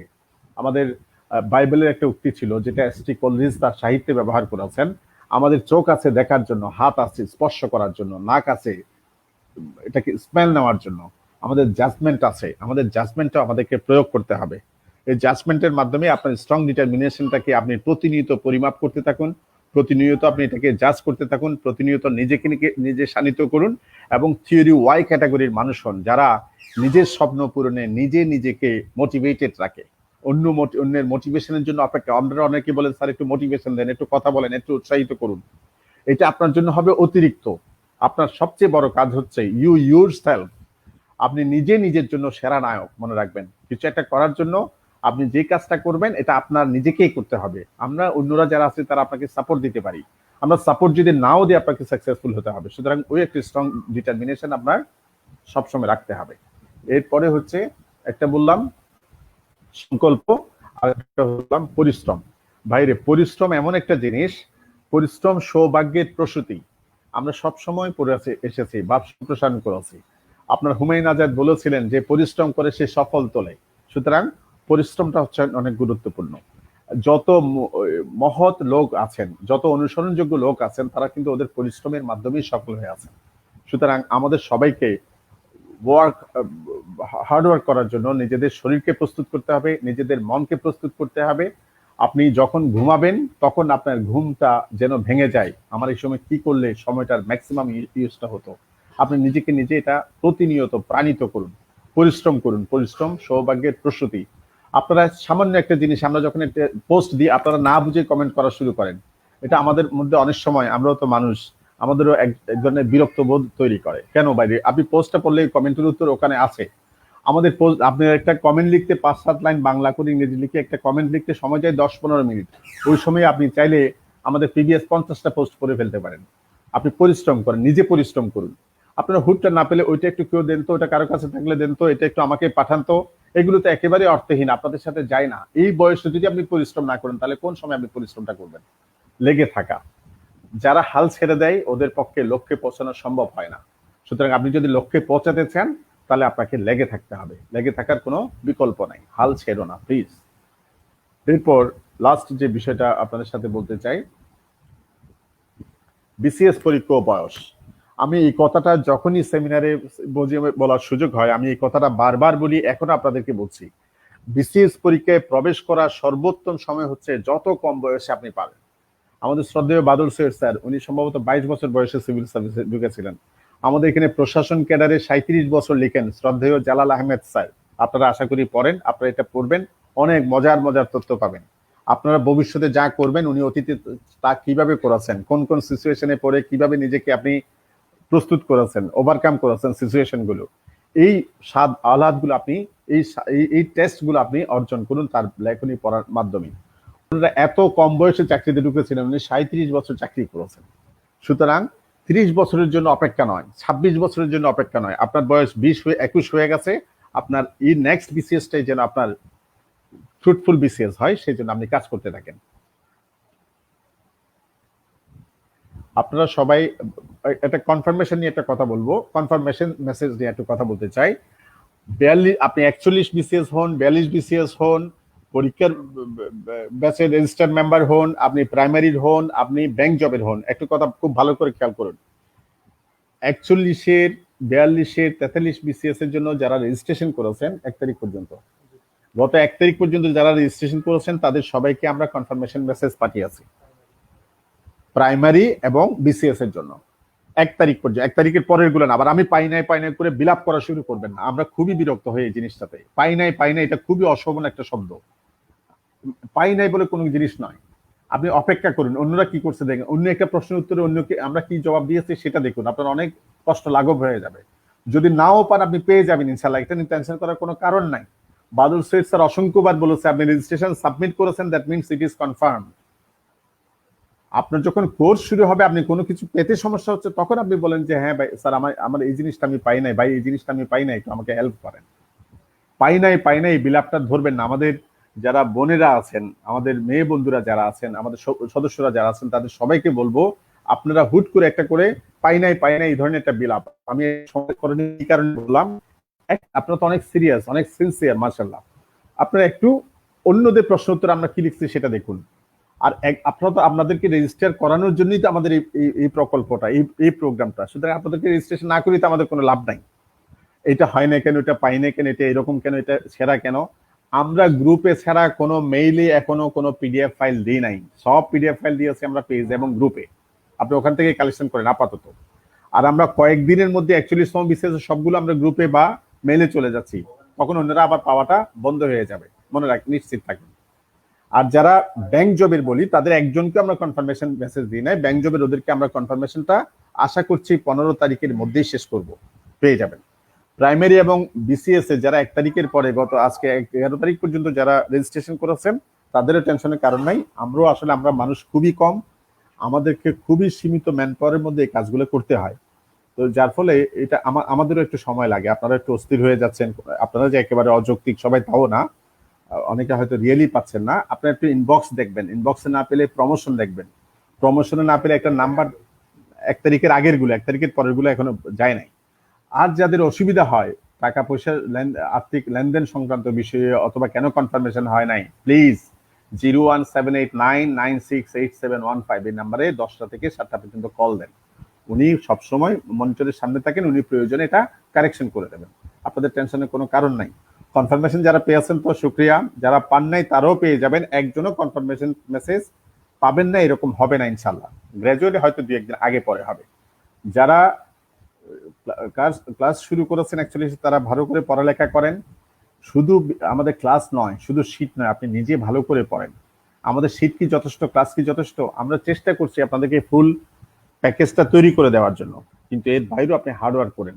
আমরা যে শীট দিচ্ছি, বুক লিস্ট গুলো বলছি, আমাদের সম্মানিত শিক্ষকরা পড়ানোর সময় যে বিষয়গুলো গাইডলাইন দিচ্ছে, আপনারা একটু বেশি বেশি করে সেগুলো স্টাডি করুন, পরিশ্রম করুন বেশি করে প্লিজ। আর ট্রানজেকশন আইডি বা অমুক এই গুগল ফর্ম ছাড়ার পর আমরা কাউকে কোনো মেসেজ দিতে বলি না, মেসেজ দেওয়ার দরকার নাই। আপনি জাস্ট করে ফেলে হবে, আপনি রেজিস্ট্রেশন করে ফেলে গুগল ফর্মে হবে, আপনার তথ্যগুলো আমরা এমনিতেই পেয়ে যাব। এটা ট্রানজেকশন নাম্বার, মোবাইল নাম্বার আর মেসেজ করে জানানোর দরকার নাই। এরপরেও যাদের বুঝতে অসুবিধা তারা আমি বলবো আপনারা পোস্ট এবং পেজের গ্রুপ এবং পেজের পোস্টগুলো একটু ভালো করে পড়বেন প্লিজ। আশা করি আপনারা এখানেই সমাধানগুলো পেয়ে যাবেন। আর এটা যেহেতু একটা অনলাইন প্রোগ্রাম, আপনারা অনেক সময় বাদল সৈয়দ স্যারকে আমাকে ট্যাগ করে অনেক প্রশ্ন করেন। হ্যাঁ, আমরা 1-2টা প্রশ্ন জবাব অনেক সময় দিও, কিন্তু আপনার সাথে একটা কনভারসেশনে চলে আসা, একটার পর একটা প্রশ্ন কনভারসেশনে চলে আসা, আমাদের অন্য কাজগুলো করে এটা অনেক সময় একটা লং টাইম এটাতে কনভারসেশনে জড়িত হওয়া আমাদের জন্য টাফ হয়ে যায়। আপনারা আমাদের প্রতি একটু মানবিক হবেন। ধন্যবাদ সবাইকে। সবাই 42-43 যারা পরীক্ষার্থী সবাই প্রিপারেশন নেন, সবাই সফল হন। আপনাদের সবাইকে শুভেচ্ছা জানাই। আজকে এখানেই শেষ করছি। আসসালামু আলাইকুম।